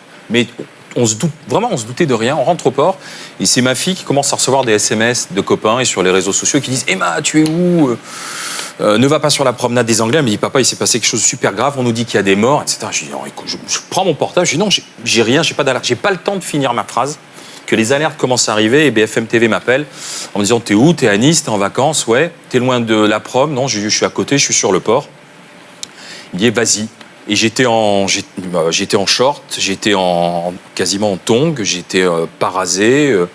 Et puis au fur et à mesure que j'avançais vers la promenade des Anglais, je croisais des gens qui étaient en état de choc, hébétés, qui tremblaient, qui avaient des couvertures de survie. Et petit à petit, tu t'approches de l'horreur. 86 morts. 86 morts, c'est surtout les blessés. Et 2 ans après, tous ceux qui souffrent encore dans leur chair, qui souffrent psychologiquement, on ne le dit pas assez. Et si tu veux, ce qui est frappant, d'abord, tu fais ton boulot, tu le prends sur toi, tu fais ton boulot. Ce qui m'a énervé ce soir-là, c'est les voyeurs. C'est ceux qui sont autour de toi en train de te regarder faire de la télé, qui te font des gestes, qui t'invectivent, qui disent tu vas encore dire du mal des musulmans alors que tu es à peine en train de faire des directs et tu vois des gens arriver choqués, en train de pleurer, et qu'il y a un type qui dit j'ai tiré une nappe de restaurant, je l'ai mise sur le cadavre. Donc Ça, si tu veux, faut tenir et faire ton boulot correctement face à la caméra. Et le mec qui veut vendre les images aussi. Et le mec qui veut vendre les images, effectivement, qui vient en me disant tenez, regardez, qui me montre les images. Je dis non, moi j'achète pas. Je dis soit vous me les donnez, mais on n'achète pas, nous, on n'achète pas. Et finalement, il a cherché des télés anglo-saxonnes pour pouvoir les vendre et puis les monnayer. Mais pour répondre franchement à ta question, tu vois, ça m'en serre encore un peu la gorge. C'est moi qui la connais, cette putain de prom. Quand tu vas sur la prom, t'y vas pas pour mourir, quoi. Quand tu vas à une terrasse de restaurant boire un verre, tu vas pas pour mourir. Quand tu vas au Bataclan, tu vas pas pour mourir. Et quand tu vas au 14 juillet, qui fait bon, qui fait chaud, il y a un petit vent, tu es face à la mer, tu vas en famille, tu vas pas pour te faire écraser par un camion conduit par une espèce de taré qui était connu dans son quartier. Alors justement, après avoir dit toute mon affection pour Raquel, je vais faire une Goldadel, si vous permettez. C'est-à-dire que justement l'auteur de l'attentat, il aurait dû être expulsé. C'est un peu comme d'ailleurs l'auteur de l'assassin du père Hamel. Il n'aurait jamais dû être là si c'est une juge qui a décidé de le libérer. Mais est-ce que les médias aussi ne sont pas d'un laxisme effrayant? À quel niveau Eh ben, justement, sur le terrorisme. Sur le terrorisme, c'est-à-dire que, par exemple, sur le père Hamel, on n'a jamais parlé franchement de la juge d'instruction qui a pris la décision de le libérer. Moi, je pense oui, non, mais jamais, jamais. Je pense que si. En fait, on le dit, une fois qu'on a l'information, tout le monde le dit, et on dit tous un peu la même chose, et on fait tous les mêmes constats. On dit c'est pas normal qu'on libère telle ou telle personne, que cette personne... Et une fois qu'on a fait les constats, on oublie, en fait. Alors, c'est peut-être bien d'oublier, parce que c'est la résilience, et qu'on peut pas passer notre vie à se souvenir et à pleurer nos morts. Surtout que c'est pas nous à faire le boulot derrière. Mais je pense qu'à chaque fois... Au lieu d'avoir des émotions, est-ce qu'il ne faut pas faire des enquêtes et raconter tous les dysfonctionnements? Il y a des dysfonctionnements à chaque fois. Regardez l'histoire de l'attentat de la gare Saint-Charles. À chaque fois, il y a des dysfonctionnements. Le profil du terroriste de Nice, longtemps après, il y a eu les enquêtes. Tout le monde a été dans son quartier. Il y a eu des témoignages qui ont dit qui il était, que c'était un type qui était un peu barré, qui avait une vie dissolue, qui fumait de la drogue, qui était alcoolique, qui s'est converti rapidement parce qu'à un moment, il a basculé dans Daesh et puis il s'est dit dans mon malheur, il faut que j'entraîne tout le monde. Mais il n'y a aucune raison de ne pas l'expulser, c'est ça que je dis.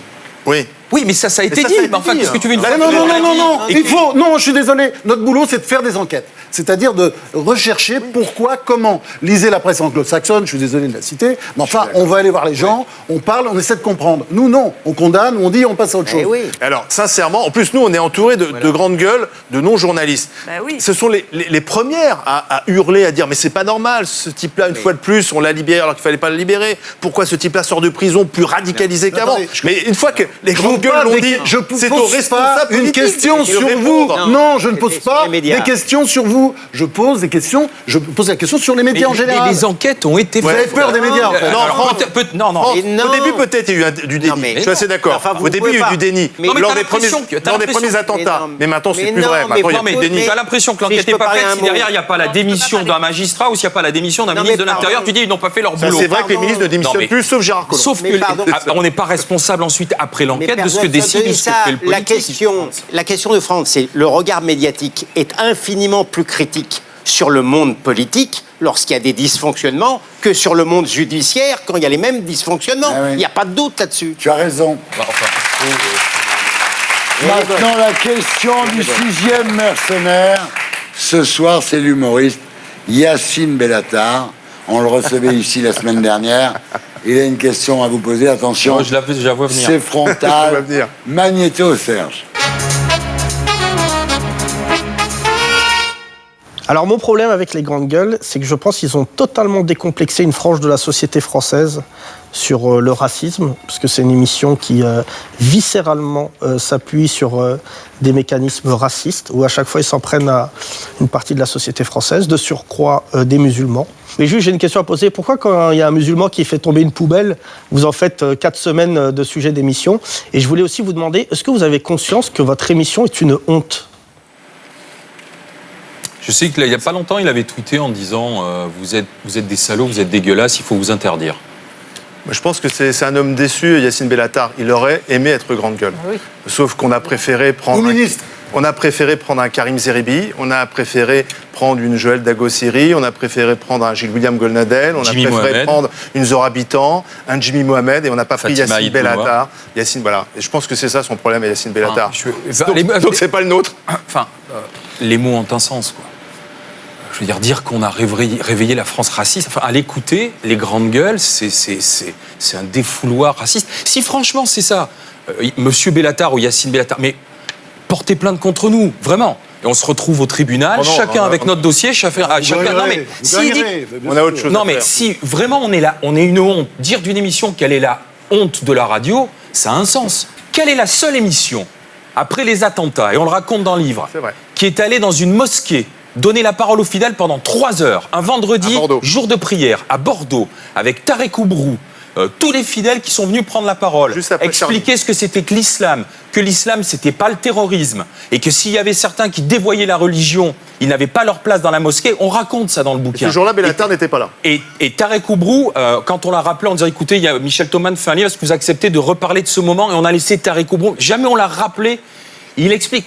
Putain, dis-moi, quelle est la seule émission, même dans le service public? Est-ce que quelqu'un est allé faire une émission en direct dans une mosquée? Personne. Nous, oui. Alors voilà l'émission raciste. Merde. Et voilà, c'était les 5 mercenaires face à l'invité fil rouge. Alain Marchal et Olivier Truchot. Existe-t-il un racisme anti-blanc? Réponse après la pub, dans la deuxième partie des Terriens du dimanche. À tout de suite.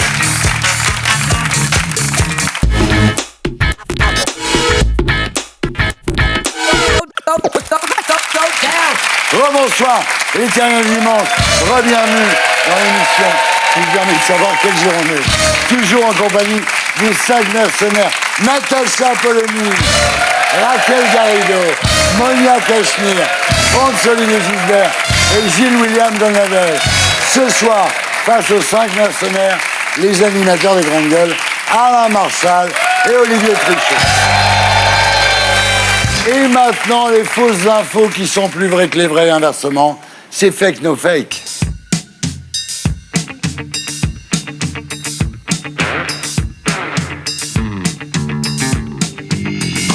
Alors, on fait un jeu qui s'appelle Fake, No Fake, vrai ou faux. Ce soir, il porte sur le monde des médias. À vous de dire si les affirmations sont vraies ou fausses, si elles sont fake ou no fake. Premier sujet, on se concentre. Karine Le Marchand a été choriste pour David Hasselhoff. Réponse, vrai ou faux? Fake. No fake. Non, vrai. Vrai, et toi? No fake. Voilà, vous avez raison. En 1992, l'animatrice de M6 a été sélectionnée pour faire partie des choristes de la chanson Do the Limbo Dance Magnéto Serge.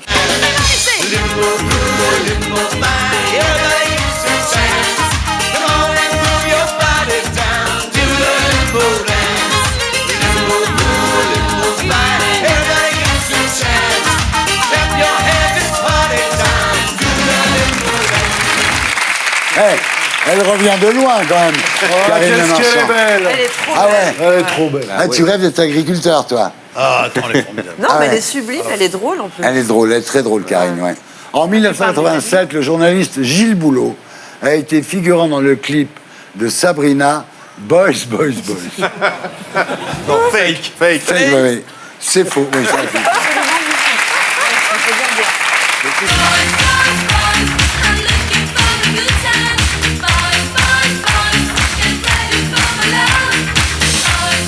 Nikos Aliagas, l'animateur de TF1 et le journaliste d'Europe 1, accompagne les morts dans l'au-delà. Ça veut dire quoi, ça? Tu parles des auditeurs d'Europe 1. C'est pas gentil pour ma femme. Alors, à mon avis, c'est no fake parce qu'il est capable de tout, lui. Intellectuel. toi, tu penses que lecteur, c'est vrai oui, qu'il oui, accompagne et sa les conversation morts très dans intéressante. l'au-delà? Oui, je veux bien le croire. Alors, Non, no fake, je pense. Magnéto Serge. Qu'est-ce que c'est que cette histoire de psychopompe? Ah, le psychopompe, c'est celui qui accompagne un corps inanimé, un corps de défunt. C'est celui qui aussi protège l'âme. Mes grands-parents le faisaient et maintenant je le fais aussi. Mais voilà, rien que d'en parler, Alors, je me suis ça peut demandé- devenir pittoresque et ridicule, mais Non, c'est pas quelque du chose tout. de vrai. Ah non, c'est J'ai très, très accompagné beau. des gens qui m'étaient chers, des amis et parfois des gens que je ne connaissais pas. Je leur fermais les yeux. Voilà, ça fait partie du jeu. En fait, je connais Zaya aussi fait du psychopompe, elle accompagne les vieux vers l'au-delà. Eh ben voilà, donc très bien, donc c'est vrai, bravo, marquez des points là. Christina Cordula, Bien sûr. l'animatrice de M6, s'hydrate la peau avec du sérum à base de bave d'escargot. Moi, je dis vrai, moi, no je le fais. fake. Non, No fake. fake. Si, c'est vrai. Non, no fake, c'est vrai. C'est possible, bien C'est sûr. vrai, moi, je Mais le oui, fais. no Elle est fake. capable de tout. Non, mais je le fais, ça marche très bien. Oui, c'est vachement bien. c'est hein. Ça, on a acheté Non, dans non, le. très bien On en conservé, avait acheté un pot En fait, c'est en faux. Patagonie. Ah En fait, je dis pas que ça marche Ouais, pas. d'accord, Je d'accord. dis qu'elle elle ne le fait pas.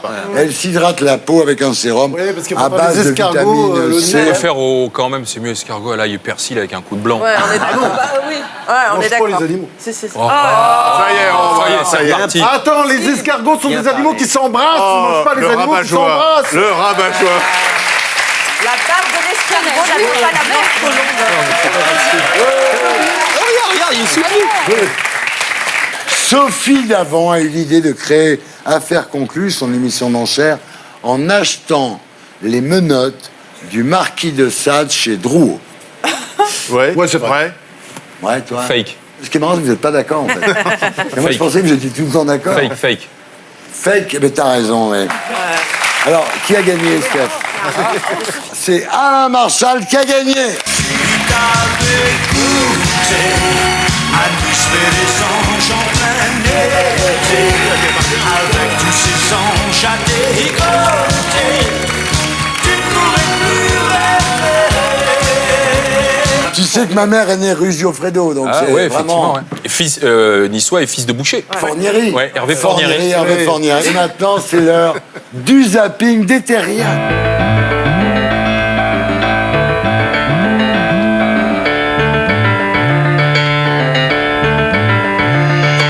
Chaque semaine, nous vous proposons le tour du monde des images les plus ovniesques. Le principe, on vous montre une vidéo et vous réagissez après. C'est tout con. Première vidéo, direction la France, Magnéto Serge.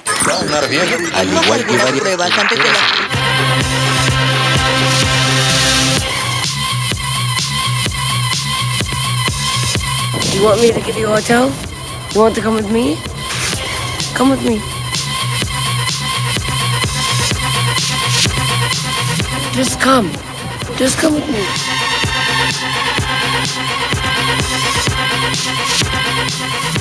You're ruining agriculture by doing this.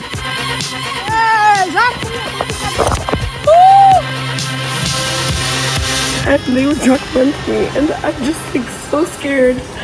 Alors voilà, Lindsay Lohan, donc ivre-morte apparemment, c'est qu'elle veut absolument prendre en charge quelqu'un qui n'en a pas envie. Et c'est la mère du gamin qu'elle veut prendre qui la frappe. Ouais, Non, elle c'est comprend pas. absolument incroyable. Mais il faut aussi quand même préciser qu'elle s'est récemment convertie à l'islam et comme tous les convertis, ils lisent le Coran à l'endroit alors que tout le monde sait que ça se lit à l'envers. Donc c'est bien ça le problème, quoi.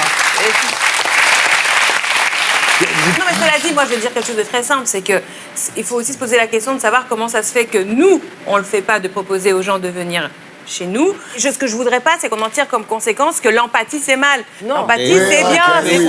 C'est là où j'aime Raquel. On est capable de faire C'est la qu'elle a- différence, Je vais te dire un Raquel. truc. Non, mais Elle a oui. bon fond. Elle a bon fond. Alors, Non, je suis content que tu sois intervenu là. direction la Chine, Magnéto Serge.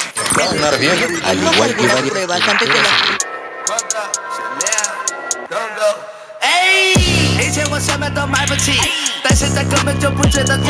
睁大了眼睛看清楚，衣服的 logo 上有两个 say Chanel Chanel Chanel Chanel Chanel Chanel Chanel Chanel。以前我什么都买不起，但现在根本就不觉得贵。睁大了眼睛看清楚，衣服的 logo 上有两个 say Chanel Chanel Chanel Chanel Chanel Chanel。 Ah, Attends, j'ai les jambes Moi, qui j'ai le planchent. vertige, moi. J'ai les jambes qui planchent, rien que de le regarder. C'est vrai, t'as interdit tout le monde. Non, tu n'as pas d'interdit. arrête tes conneries, toi. Tu touches pas au Il y a des forain. limites. Alors. Il y a des limites. Bellatar sort de ce corps. Tu touches pas au forain.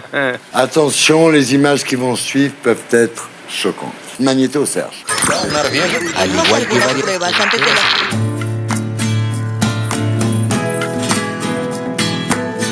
Tú me estás dando mala vida, yo pronto me voy a escapar. Gitana mía, por lo menos date cuenta. Gitana mía, por favor.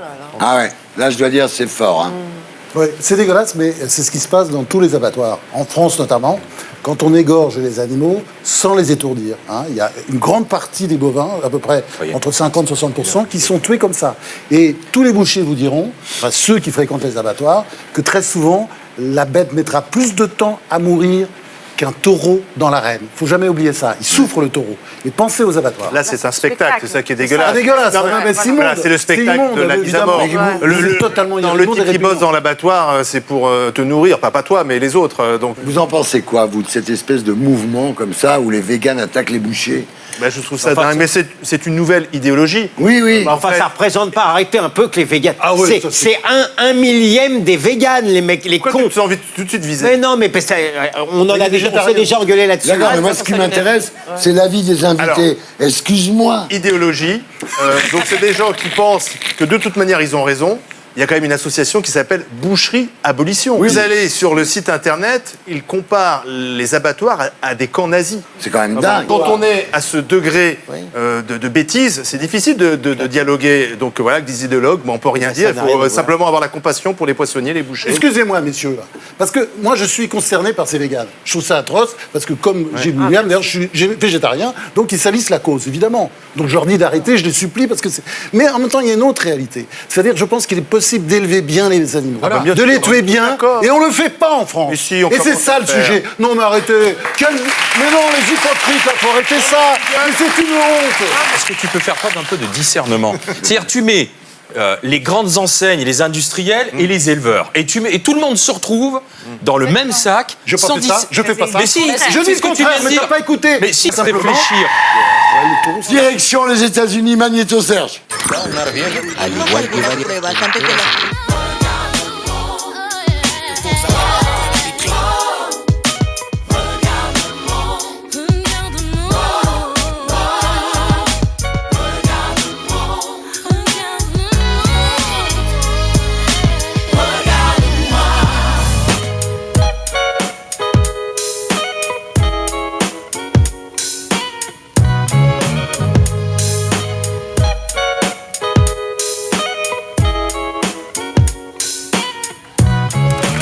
Des lunettes pour ne plus voir les écrans. Génial. Non, mais c'est surtout des lunettes de gogo pour faire genre je regarde pas la télé, quoi. Ouais. Mais non. C'est d'abord un truc anti-pub, Monia.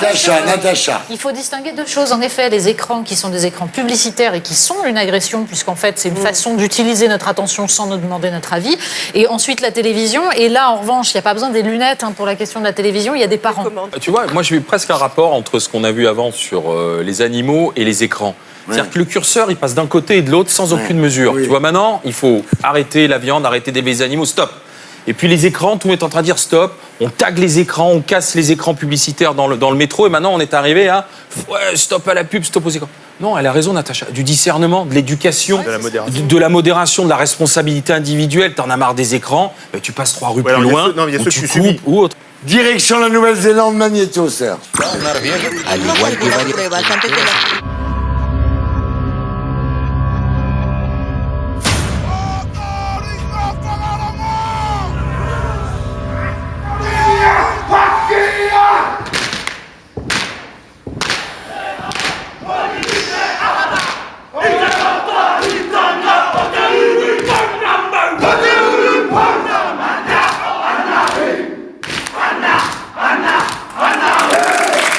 Et ben voilà, c'est une solution pour les flics français, le AK, donc. Ouais, c'est très bien.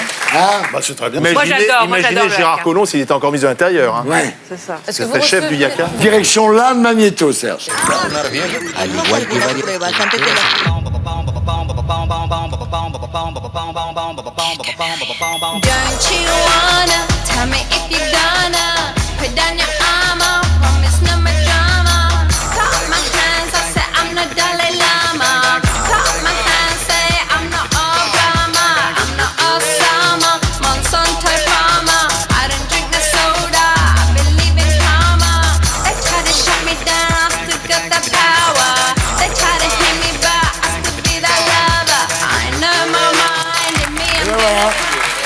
Alors, je bois mon urine de vache.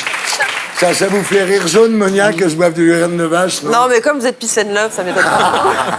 Tu sais qu'ils font ça depuis très longtemps en Inde. Il paraît que c'est très bon. En fait, la question, c'est si on te propose un verre d'urine de vache par politesse en Inde, est-ce que Sacré, tu le bois? Ça Ah doit oui, être sacré. en Inde, tu es un peu obligé, Tu oui. fais ce que tu veux. C'était le zapping des terriens.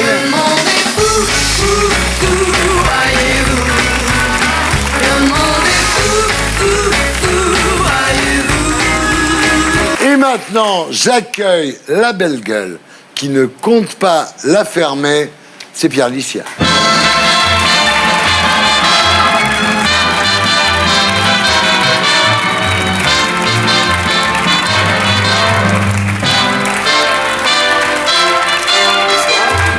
Ça va, Pierre? Ça va, toujours Il est beau, aussi bien. hein? C'est le petit nouveau de la bande. Il a un côté Brigade du Tigre. Oui, absolument. Récemment, mon cher Pierrot, le rappeur Nick Conrad a fait scandale avec son clip Pendez les Blancs. Et donc, vous avez enquêté pour savoir, en fait, s'il y avait un racisme anti-blanc ou si, nous, on voyait tout en noir Magnéto Serge.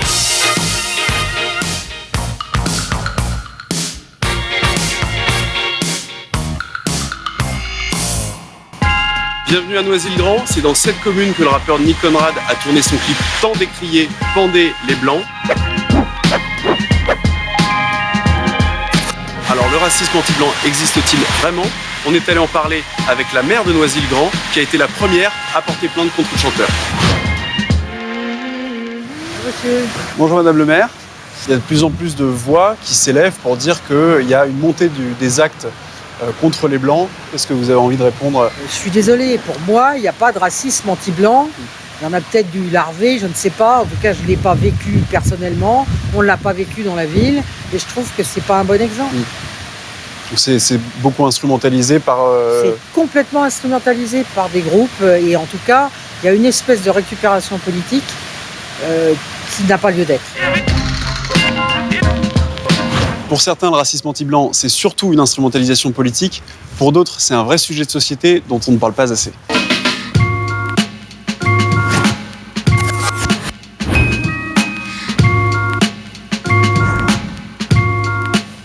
Moi, ce que je trouve dérangeant avec ce clip, c'est qu'il traduit véritablement un racisme profond aujourd'hui qu'on trouve dans la société française, qui est ce racisme anti-blanc.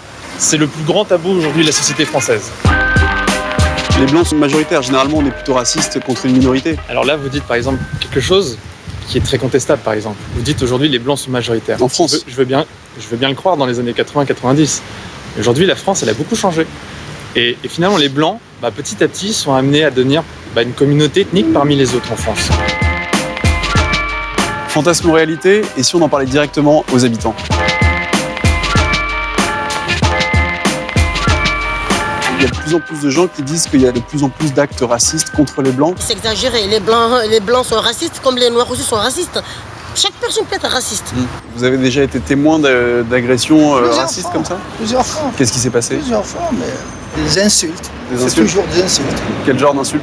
L'insulte, sale race. Sale race. Même moi, j'étais traité de sale race. Mais vous ne sentez pas d'une montée des actes anti-blancs dans les quartiers et tout? Non, franchement, non. Bon. Moi, je suis le premier à vivre en cité ou à côté. Il n'y a jamais ce problème. Vous avez déjà été victime, vous, de racisme anti-blanc? Non, personnellement, non. Vous connaissez des gens qui l'ont été? Oui, j'en connais, bien sûr. On va dire le blanc, comme on dit le blanc, mais lui, au moins, il s'écrase. Il peut pas... Oui, mais sans qu'il y ait forcément d'actes... Non, c'est pas souvent des actes. Ouais. C'est un ressentiment, ouais, en fait. Un ressentiment. Le ressentiment est bien plus fort que l'acte. Voilà. Thierry, connaissez-vous le monstre du Loch Ness? Oui. Est-ce que vous l'avez déjà vu? Non. Eh bien voilà, le racisme anti-blanc, c'est un peu le monstre du Loch Ness. C'est-à-dire que tout le monde en parle depuis des années, mais bien rares sont ceux qui l'ont véritablement subi, expérimenté. Alors je ne dis pas qu'il n'y a pas d'agression, qu'il n'y a pas d'insulte à caractère raciste contre les Blancs. Typiquement, ce qu'on entend dans le sujet, sale race, sale blanc, sale français, insulte que la justice a d'ailleurs déjà condamnée, même si c'est très faible. Mais peut-on vraiment parler de racisme anti-blanc en France métropolitaine. Le racisme, c'est quoi? En réalité, le racisme, c'est une croyance selon laquelle il y a d'une part des races et que certaines de ces races qui sont supérieures à d'autres races. Eh bien moi, je suis désolé, mais il ne me semble pas que les Blancs soient discriminés comme peuvent l'être les Noirs ou les Arabes en ce qui concerne l'accès au logement ou l'accès à l'emploi. En réalité, le racisme anti-blanc, c'est un concept qui a émergé il y a une petite quarantaine d'années dans des milieux identitaires, théorisés par des auteurs proches de l'extrême droite, qui ont ensuite largement été repris, instrumentalisés par des élus d'extrême droite ou des élus de droite populistes. Alors je pose la question qui fera réagir Gilles William, mais le racisme anti-blanc ne serait-il finalement pas la dernière trouvaille des racistes pour pouvoir continuer à s'en prendre aux Noirs et aux Arabes tout en se défendant d'être racistes eux-mêmes? Voilà. À la limite, je pourrais dire que ta question, elle est raciste par rapport aux Blancs. Parce que, d'abord, c'est ne pas comprendre ce qui se passe en ce moment que de penser que c'est l'extrême droite qui fait le procès d'un certain antiracisme dévoyé qui vient de l'extrême gauche et qui, effectivement, pendant des années, a focalisé sur le racisme des Blancs comme s'ils avaient le monopole du racisme. Tu fais montre de beaucoup plus de cécité intellectuelle que la dame noire qui t'a répondu bah oui, il y a des blancs racistes, je termine, il y a des blancs racistes et il y a des noirs racistes. La tribu K qui est raciste, c'est pas le monstre du Loch Ness. Et les indigènes de la République qui organisent des camps racisés interdits aux blancs, c'est pas le monstre du Loch Ness. J'entendais une policière sur notre télévision qui expliquait que les flics en banlieue, soit ils sont blancs, et ils se font traiter de sales blancs, soit ils sont noirs et ils se font traiter de sales traîtres.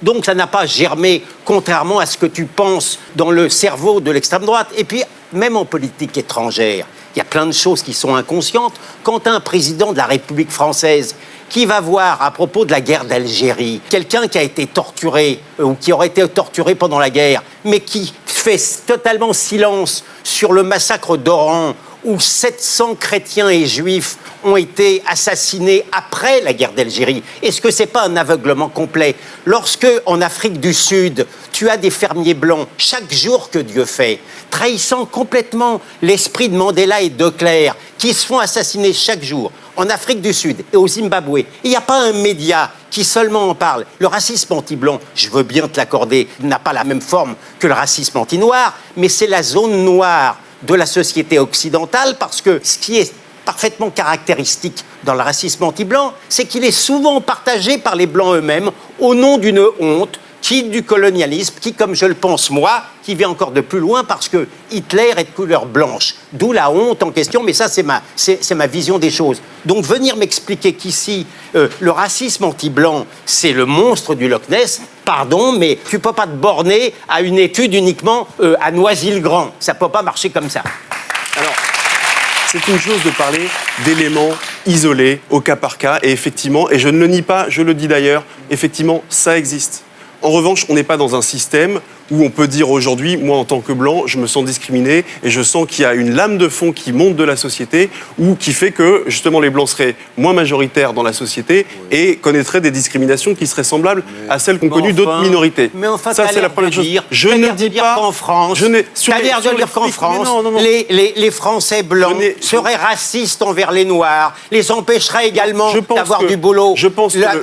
L'une des formes du racisme anti-blanc, c'est de caricaturer la société française ancienne. Crois-moi, c'est une des marques du racisme anti-blanc. C'est la société française blanche? Qu'est-ce que tu veux me faire là? Je ne comprends pas le concept. Tu dis la société française ancienne. Ah bah oui, la société française a évolué avec le temps et il me semble, je ne pense pas transgresser terriblement les choses, il me semble que la proportion de blancs il y a 100 ans était plus importante que maintenant. Bien, Natacha. Je pense qu'il s'agit de bien prendre le problème.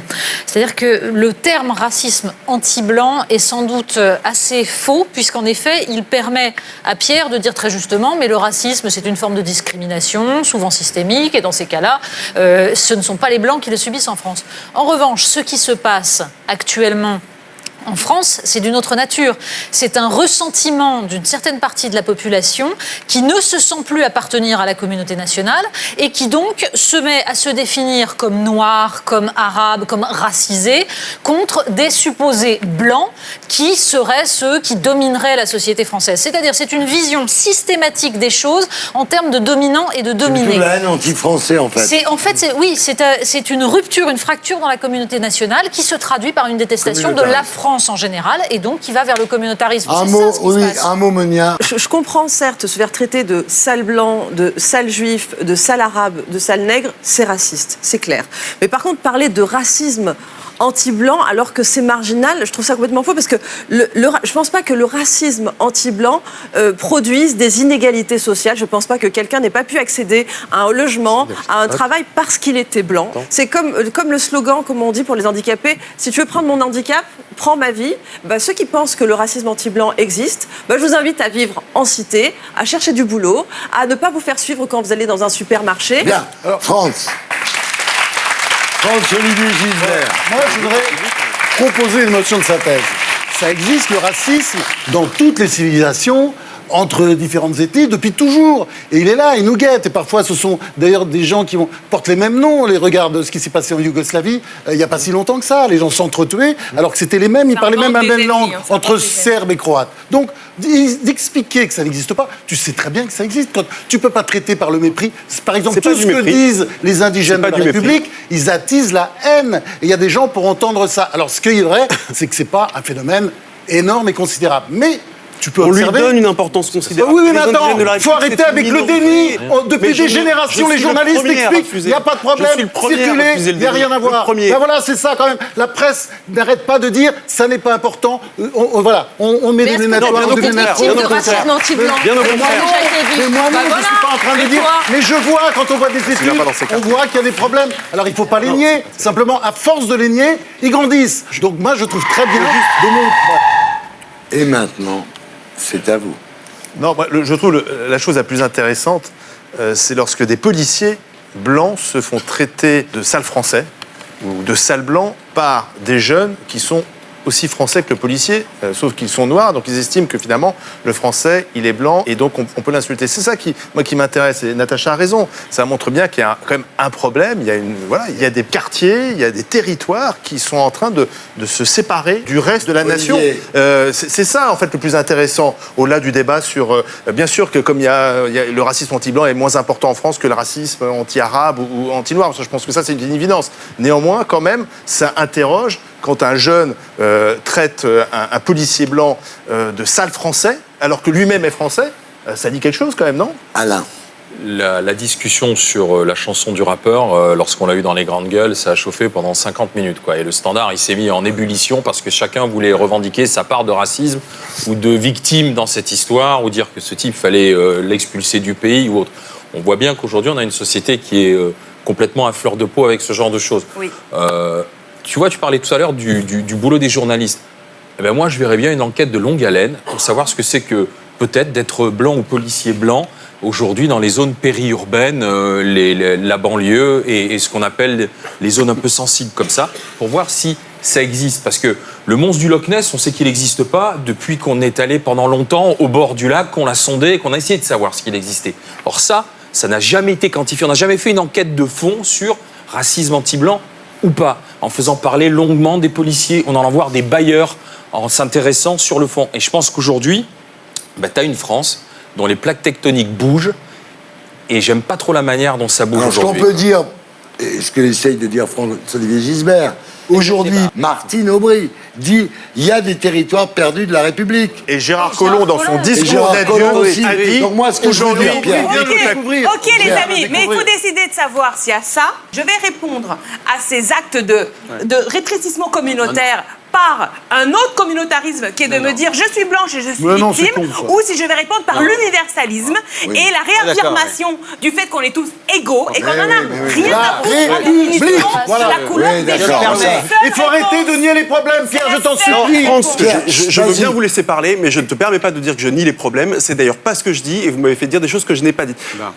sur la Le question monstre du du Loch non, Ness. on peut parler Ça des n'existe flics pas. qui vont en banlieue et qui se font insulter, mais je pense qu'ils se font insulter d'abord parce qu'ils sont flics, avant d'être insultés parce qu'ils sont blancs. Je ne dis pas que les blancs ne sont jamais agressés et insultés par des noirs. Je dis simplement que si des blancs se font insulter par des noirs, ils se font peut-être insulter pour autre chose que uniquement à cause de leur couleur. oui, mais ça je arrive dis aussi. simplement Ça une arrive dernière aussi chose. aux noirs, Dernière qui chose. peuvent se faire Je aussi voudrais juste insulter. terminer de m'exprimer.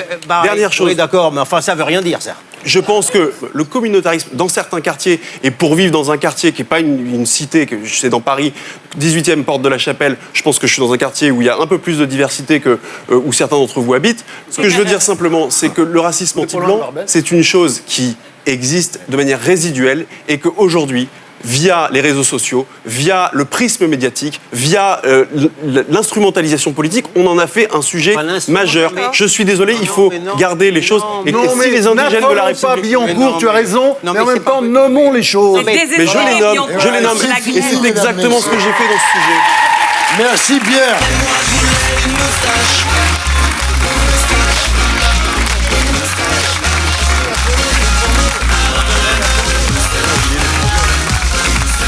Alain Marchal, Olivier Truchot, merci d'avoir été avec nous.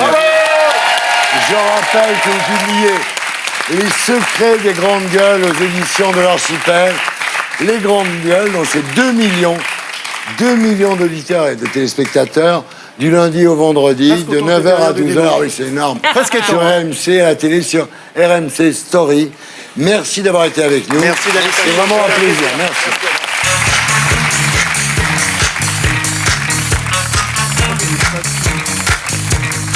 Et maintenant qu'ils sont partis, c'est le débrief des invités.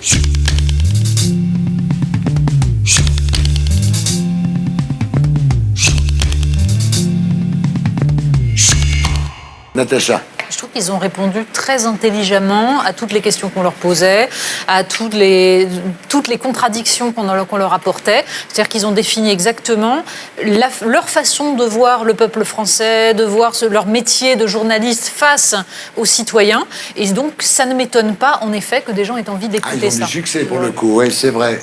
Raquel. Et bon, on a purgé, c'est bien le contentieux qu'il y avait. Et c'est dommage, dans le fond, qu'on ait eu besoin d'en passer par là, parce que j'avais 1000 choses à leur demander sur l'émergence de ce média de l'opinologie. On est dans une ère médiatique où ce qui compte, c'est d'avoir une opinion tranchée, l'exprimer. C'est l'opiniologie, les opiniocrates, quoi, en quelque sorte. Et ça, j'aurais adoré, parce que moi, je suis arrivée dans les médias en partie grâce au GG. C'est-à-dire, j'ai compris que si j'avais la petite phrase un peu fleurie, le petit truc un peu clash, j'allais être cooptée par ce système. Eux m'ont cooptée pour ça. Et j'aurais bien aimé aller jusqu'au bout de cette discussion-là, mais bon, on l'aura à d'autres moments ailleurs. Mais vous êtes quand même globalement positif. Moi, j'adore une chose, c'est le public des GG. J'aime l'idée que... Je supporte pas le mépris qui existe sur les publics populaires. Que ce soit le public des GG ou que ce soit le public de Hanouna, je ne suis pas d'accord pour qu'on méprise ce public-là. Mais en revanche, du coup, je pense que ça fait reposer une responsabilité importante sur les animateurs et les producteurs. On en a un peu parlé ce soir. To be continued, comme on dit. C'est des gens de bon sens, non? Mais ils sont vrais. Et ils mentent pas, c'est pour ça que ça marche. Alors, je vous demande pas, c'est vos copains. Ben, moi, je suis pas objectif, ce sont Voilà. des amis, vous avez vu, ils sont nature. Il s'appelle comment? Ils sont nature. Comment il s'appelle? Coupillard. Non, mais ils sont nature, ils sont cash. J'ai beaucoup aimé l'énervement d'Alain lorsqu'on lui a fait des reproches insensés sur l'émission. Et ils sont intelligents. Donc, comment voulez-vous que je les aime pas? Ce qui ressort de tout ça, c'est que ce sont des gens absolument, moi je trouve formidables, on les adore. Et surtout, leur émission, évidemment, n'est pas une honte, comme disait l'autre, c'est quand même, voilà, c'est une grande émission de radio, et c'est une émission culte, en fait. Ça deviendra une émission culte. Et pourquoi? On le voit principalement parce que je pense qu'ils n'ont rien à voir avec beaucoup de nos confrères journalistes, hélas. Ce ne sont pas des poltrons, ce ne sont pas des suivistes, des moutons, des panurgistes. Ils n'ont pas peur. Exact. Et c'est ça, moi je crois, les grands professionnels, qu'ils soient dans la radio, à la télé ou dans la presse écrite, ce sont des gens qui n'ont pas peur. Et la presse française, les médias, ils ont peur. Voilà. Mais tu peux pas savoir à quel point pour nous, les lecteurs, les téléspectateurs, ce que tu dis là est déprimant. Parce qu'on a besoin de journalistes qui mènent des enquêtes, Il y en a, qui sont bien il y en a, payés, il y en a. qui appliquent la Jean-François déontologie. Kahn, La voilà, déontologie, il y a des gens- il y a des journalistes Maria. Maintenant, la vie de Pierrot. Moi, je les ai trouvés très sympas. On a presque envie d'aller boire des coups avec eux, tellement ils étaient avenants, accessibles. Du moins, c'est l'idée que j'en ai eue. Moi, je trouve que leur émission, elle est bonne dans la mesure où elle offre un espace de respiration dans les médias, où on peut effectivement dire les choses sans passer par avec un langage trop policé, trop journalistique, comme on a l'habitude un peu aseptisé parfois d'entendre. Il y a quelques émissions, il y a les GG, puis il y a les émissions d'Ardisson qui permettent ça. C'est une Et le Fayot d'or est attribué. C'est une bonne chose. Il a raison. Mais c'est vrai que, et je sais que je comprends que ça peut hérisser le poil de certains critiques germano-pratins qui considèrent que c'est pas du journalisme et que c'est des émissions de merde. Moi, je suis désolé. Effectivement, je pense que ça a une audience, que c'est la France qui parle aussi et qu'il faut écouter tout le monde. Très bien, voilà, c'était le débrief des invités.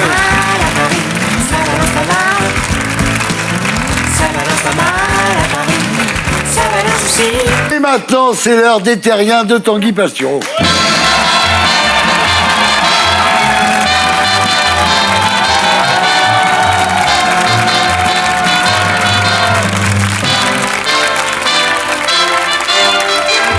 Ça va? Ça va très bien et vous-même? J'ai vu que vous regardez votre caméra en descendant. Ouais, vraiment, je deviens un professionnel. Ah ouais, vraiment, c'est incroyable comment vous avez changé en quelques temps. Ouais, c'est l'école Ardisson, quoi. Peut-être, oui. Énorme. C'est l'école des putes. Ouais, bon, allez, on vous écoute. Attention, Pastureau.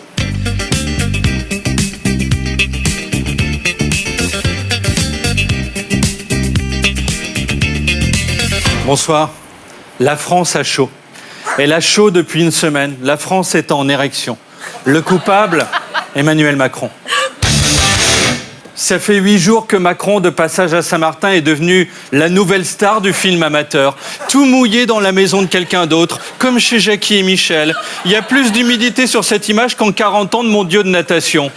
Alors il a dit à ce jeune « Mais qu'est-ce qui nous arrive, mon étoile de mer ?» Alors que l'autre avait le futal en train de descendre. C'est l'effet Macron. Les fringues s'en vont toutes seules tellement il est sexe. Une plage de nudistes, c'est juste que Macron s'est arrêté en bord de mer pour prendre une gaufre. Alors il a aussi croisé le sosie black de sa femme.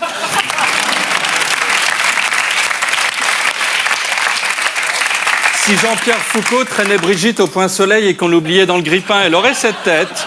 Et il a déclaré qu'il fallait accepter les offres d'emploi même si ça ne correspondait pas à ce qu'on veut. Alors que c'est une connerie. Regardez Gérard Collomb, il a pris un job il y a 1 an et demi, il n'a pas aimé. C'est le seul mec de 71 ans à avoir encore des problèmes d'orientation. Bientôt, on va lui trouver de l'acné. Alors sinon, Macron doit être en train d'arrêter de fumer, mais il n'a pas de balle anti-stress. Alors il malaxe des gens. Là, le gamin n'a réussi à partir que 14 heures plus tard. C'est le raid qui est venu le libérer. Il y a juste une dame qui a pu échapper à la bête avant qu'il ne la chope. Elle a la même vie qu'un lapin sur la 13 qui serait passé à 2 cm du 4x4 de Neymar. Mais sinon, tous les autres ont eu leur câlin. Et ils y sont allés à fond. Moi, je me jette comme ça sur un matelas ou un tapis de sol. Eux le font sur le président. Non mais là-bas, il est en vente chez Saint-Maclou au rayon moquette. Macron en Inde, vous lui collez des clous, il y a un fakir qui vient s'allonger dessus. Bravo! Bravo!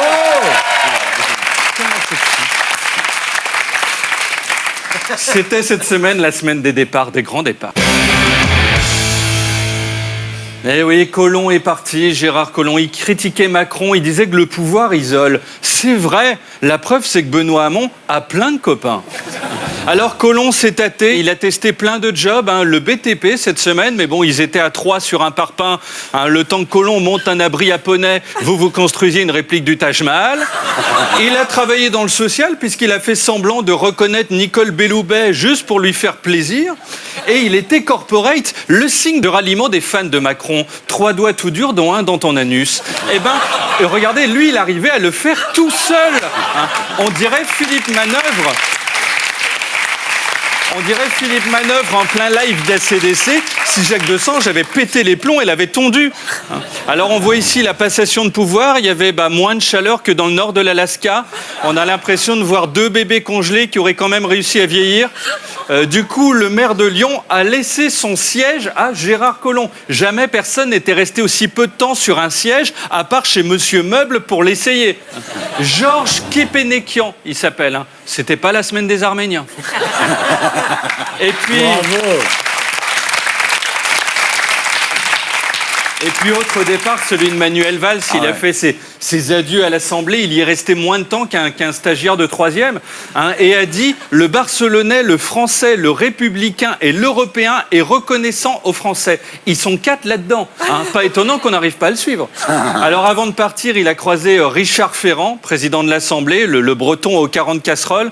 Il va finir dans la pub Tipiac avec les Bugoden en train de cuire des Saint-Jacques. Richard Ferrand qui, cette semaine, a touché des vaches. C'est le Macron des animaux. Hein. À un moment, une jeune dame est venue avec une brosse. Il s'est laissé faire, il n'a plus de poils. On lui a fait une épilation en Citroën C3. Hein. C'est comme le ticket de métro, mais à la campagne. Alors Valls nous a quittés, il est parti pour la Catalogne où il a présenté sa candidature, toujours aussi souple et déconnant, enfin si on prend comme référence un balai, hein, avec derrière lui la fleur symbole de Barcelone qu'on retrouve là-bas sur les trottoirs. Hein, c'est-à-dire que si c'était présenté à Paris, il parlait devant des dessins de rats et de capotes usagées. Alors il est là-bas, heureux, avec sa compagne, Susanna. Il pratique le Kama Sutra, la position 12, la 24, mais surtout la 49-3, hein, qui consiste à dire à l'autre « ta gueule, bébé, c'est moi qui décide ».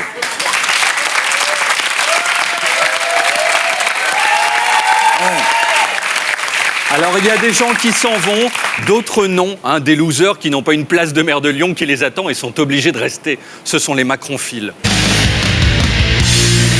Avec Aurore Berger, un député LaREM, qui a fait une fête moyenâgeuse en hommage à Gérard Collomb et à son époque. Hein, elle s'est fait coller par un type en costume de peau. C'est comme la Fashion Week, mais avec des fringues mieux. Hein, on dirait Les Visiteurs, enfin en plus drôle, parce qu'il y a Aurore Berger.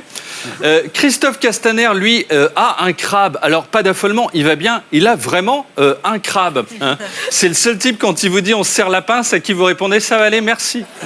Ensuite, il a bouffé des huîtres. En fait, il a vidé la mer. Hein, au fond, il reste juste un caddie et le coffre-fort de Ménala dont il s'est débarrassé. Et il a bu donc du vin, hein, voilà, là on le voit, mais aussi de la bière. Hein, il était en Bretagne, donc à respecter les traditions locales. Il y est encore, puisqu'ivre-mort, il a raté 14 trains consécutifs. Il vit dans la gare de Rennes, où il dispute aux pigeons les miettes des sandwichs des gens. François de Rugy, l'écolo qui kiffe le glyphosate et la mort, eh bien lui était en Guadeloupe, île qui est en fait un univers parallèle dans lequel il est populaire. Hein, il a fait des selfies, dont un avec une énorme tablette. Un plus gros, c'était le Futuroscope qui projetait sa face sur écran géant. Une dame s'est claqué 4 vertèbres, tout ça pour avoir rugi en photo. Quelle énergie gâchée! Gérald Darmanin, lui, a remis à un type qui était intervenu lors d'un vol à main armée un bouquet de fleurs. Ouais, super. Dans le monde de Darmanin, Jack Bauer qui empêche une attaque massive à l'anthrax à Los Angeles, à la fin on lui file un ficus. Le monsieur a reçu aussi la médaille de la ville de Tourcoing. Donc là il réfléchit encore pour savoir si c'est une récompense ou une punition. Ensuite Darmanin s'est rendu à Calais, sous la flotte. Il est donc en dépression, défoncé au Valium. Hein, on le voit parce qu'il serre la main à des gens que lui seul aperçoit. Darmanin, c'est le gosse dans le film 6e Sens. Marlène Schiappa, elle, est allée à New York, alors c'est comme Tourcoing, mais en moins palpitant, où elle a rencontré Louane, hein, la chanteuse candide qui pourrait chanter du Sade en mini-short en léchant une glace de boule, on la trouverait toujours pas vislarde. Et c'est dommage, parce que le 27, Louane est à Metz, 35 € plus un blablacar. Schiappa économisait 14 000 boules, elle est en train de nous péter le budget pour que dalle. La prochaine fois, elle va aller voir quoi? Zaz à Bangkok? Stéphane Travers, ministre de l'Agriculture, a lui visité un centre de kinésithérapie pour chevaux. Alors on voit ici Fifi, un bourrin, avant massage. Il a aussi vu un dermato pour chèvre. Hein, il n'a pas eu le temps de rencontrer le proctologue pour cochon, puisque l'autre s'est suicidé en pensant à son job. Hein, à la base, il voulait devenir ministre. On fait un peu la même chose, mais avec les Français. Hein. Mais bon, il a pris un métier qui ne correspondait pas à ce qu'il voulait au départ. Hein. Enfin, à noter qu'on a remis cette semaine le Grand Prix du rayonnement français animé, ça doit être une erreur de casting, par Jean-Yves Le Drian, le dépressif celte qui donnerait envie à Mika de reprendre Léo Ferré en pleurant. Et c'est vrai qu'il rayonne, en tout cas si on le met à côté d'un charnier lors d'une guerre tribale en Afrique. Enfin, beau casting, il manque juste Juppé, quoi. Il n'aime pas le président et attendent sa chute en bouffant des chipsters, ce sont les macronphobes. Avec Marine Le Pen qui a fait la fête de la Pologne, appelée aussi fête des blonds. Là, si un black entre, une alarme sonne et le service de sécurité le fout dehors, à part le sosie antillais de Brigitte. Là, donc, ça passe. Florian Philippot, lui, a fêté les 1 an de son parti Les Patriotes, ou les 1 membre des Patriotes, on ne sait pas. Il a eu un gâteau Picard dans sa barquette avec 2 bougies chinoises, sur lesquelles, désespéré, il s'est empalé. Maintenant, c'est un dragon. Martine Aubry, maire de Lille, a félicité une championne de boxe en venant se foutre sous son aisselle, juste après le match. Elle est donc morte. Rachida Dati, à la sortie de la messe, a rencontré Balthazar, le roi mage, et un âne à gauche, on le reconnaît à son pelage. Elle est déjà en train de faire sa crèche pour Noël. Elle a sa liste de cadeaux, 16 000, dont 15 000 petits ensembles. François Hollande, alias Petit Corps Aigri, le slammer de la loose, a lui été décoré par le président ukrainien. Maintenant, il a un collier avec une fleur. S'il enlève tout le reste, il peut refaire Woodstock. Président à qui il a refilé son bouquin Les leçons du pouvoir. L'autre va le lire. S'il applique ce qu'il y a écrit, dans 2 semaines, il n'est plus président. Non.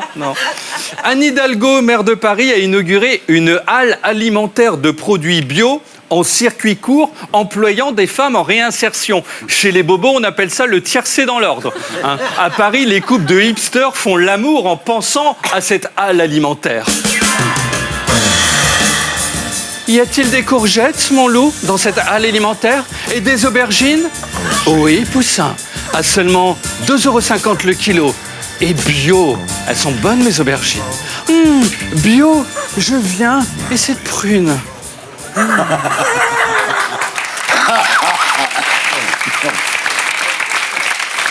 Christiane Taubira. Vous vous souvenez de Christiane Taubira? Oui. Alors elle a tenté de jouer au bowling les yeux bandés cette semaine. Elle a fait tomber 14 passants, dont 12 de droite. Elle a donc aidé les 2 autres à se relever. Enfin, déception, vous en avez parlé. Jean-Luc Mélenchon avait parlé d'un vaccin cubain contre le cancer du poumon. On se disait super, on va se remettre aux gitanes sans filtre, on va avoir la vie des mecs dans les films de Claude Sautet. Mais il a reconnu avoir parlé trop vite. Il ne contrôle pas sa langue, ce qui ne lui autorise plus que 3 choix de carrière. 1, prostituée au bois de Boulogne, mais enfin il est trop âgé. 2, chanteur de rock, la langue, mais le rock est mort.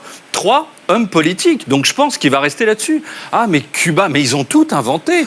Le vaccin contre le cancer, c'est eux qui ont marché sur la Lune. On le sait parce que là-bas, il y a des traces de pas de gens en train de danser la salsa. Le hand spinner, c'est Cuba. Internet. Dieu lui-même est cubain. C'est un fumeur de Havane. Bien.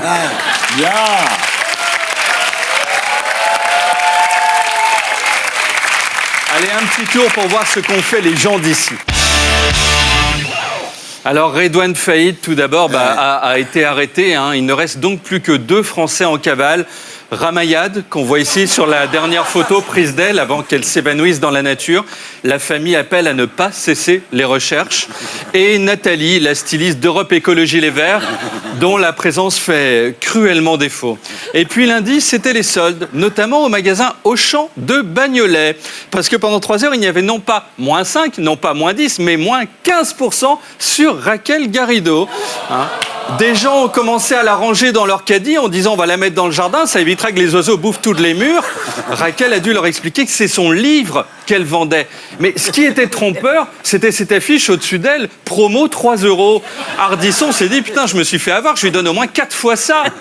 Non mais 3 €, moi je prends. Ah bah oui, c'est intéressant. Raquel sera la première informée quand les Cubains le même jour découvriront le vaccin contre le sida et iront sur Mars. Enfin, partons en Angleterre. Avec la duchesse Kate qui est sortie pour la première fois depuis son 3e accouchement. Elle n'arrête pas, Elle ne sait pas que les Cubains ont inventé la contraception.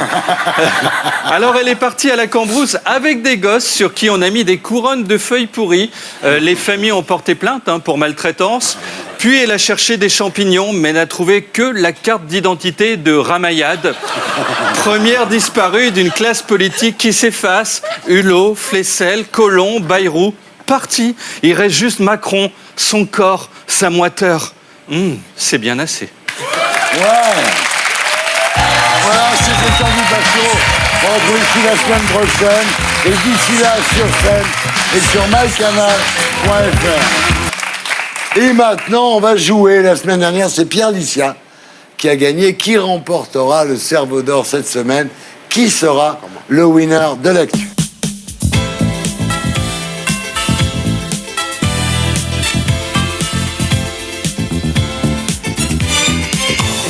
Alors, qu'a fait Manuel Valls pour annoncer sa candidature à la mairie de Barcelone?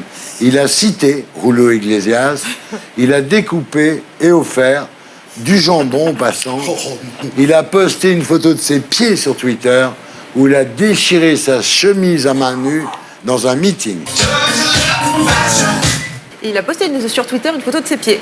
Et oui, Natacha avait la réponse aussi. Mais tous les téléspectateurs qui ont regardé l'émission avaient la réponse. On en a parlé il y a une heure. Il est mythique ce tweet, il est formidable. Et alors, vous savez qu'à Barcelone... Moi, j'avais pas la réponse quand même. Hein. Ah, moi, je l'avais. À Barcelone, il habitera rue de Paris. Oui. Ouais. Et il a fêté son départ au Petit Barcelone. C'est extraordinaire. Ouais. Non, c'est Quel pas humour. extraordinaire, C'est c'est très pas le bon mot, c'est juste on s'en fout un peu. Non, pas du tout. Et je souhaite sa victoire. Ah oui.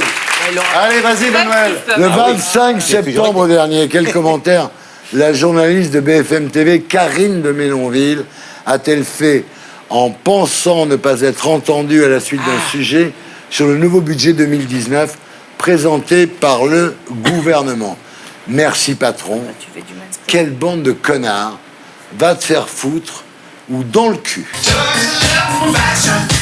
Quelle bande de connards. Non. Dans le cul. Dans le cul, Golden. Encore gagné. Ah, Encore gagné. Non. Comment ça? Ah bon, bon, bon. Hey, t'as vu la gueule de mon truc? Ça rend sourd, hein, ça rend Vous avez vu la gueule de mon truc? Qui marche pas. J'en peux plus. J'en peux plus. Magnéto, Serge, Magnéto. Et si vous êtes retraité, que vous fumez, que vous roulez au diesel et qu'en plus vous ne bénéficiez pas de la baisse de la taxe d'habitation, vous prenez cher. Dans le cul. J'adore. Tu peux me réparer, s'il te plaît, je veux pas. Ouais. Bravo Karine, c'est exceptionnel. Quel métier exerçait Jean Gabory avant de remplacer Alexandre Benalla à la chefferie du cabinet de l'Élysée? Géo au Club Med, mascotte Mickey à Disneyland, cascadeur au Puy du Fou ou chauffeur de salle de Touche pas à mon poste sur C8. Cascadeur au Puy du Fou. Cascadeur au Puy du Fou. Moi, je rends mon truc, hein. Quelle est la spécificité du nouveau building qui vient d'être construit à Guangxi, en Chine? Ça, je sais. Alors, c'est un bâtiment éphémère construit avec du carton. C'est un immeuble sans fenêtre et sans porte. Il a la forme d'un pénis géant où il a été construit par le même architecte que le pont Morandi à Gênes. Il a la forme d'un pénis géant. Eh oui, Ouais. le feu d'artifice a été tiré du bout de la verge C'est très classe. pour son inauguration. Voilà. Qui est ce jeune homme? Un tueur en série américain qui vient d'être arrêté 20 ans après avoir commis 75 meurtres. Jeff Bezos, l'homme le plus riche du monde, l'inventeur du smoothie, ou Gilles William Golnadel à sa bar mitzvah. Ah, voilà, c'est Jeff Bezos.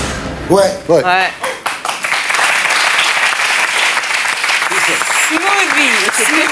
Sa fortune est estimée à 166 milliards de dollars. Qui est ce bébé? Le 8 milliardième bébé né sur cette terre. Une photo volée du dernier enfant de Kim Jong-un, la plus jeune participante au sommet de l'ONU, ou la photo de naissance de Pierre Licia. La plus jeune participante. Oh, au sommet de damn! Mais Comment c'est tu pas sais ça? possible! Mais je l'ai tout le monde le sait! Bah, c'est dans les journaux. Oh là là! En fait, la seule supériorité de Monia, c'est que son buzzer marche mieux que les autres. Alors attention, d'après le Figaro Magazine, quel surnom les Républicains donnent-ils à Nicolas Sarkozy?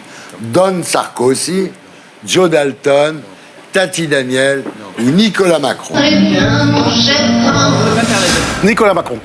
Non. J'ai même pas jugé. Je crois que c'est Tati Daniel. Mais non, Tati Daniel. Bah oui, c'est Ouais. bien sûr. Ah, voilà. Il y en a plein d'autres. Alors, c'est quoi les autres? Alors, qui remporte, mon cher Stéphane, le cerveau d'or cette semaine? C'est Monia Cachemire.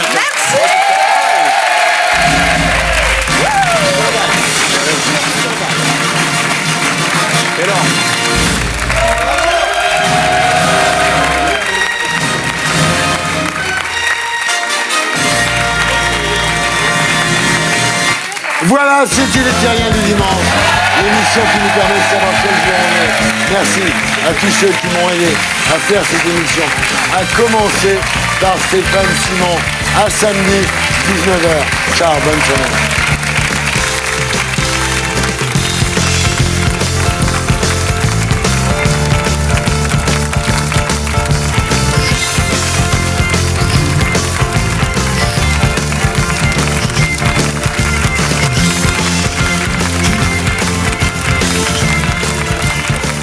Et pour être sûr de ne rien rater de Inarditube, abonnez-vous et mettez un pouce bleu.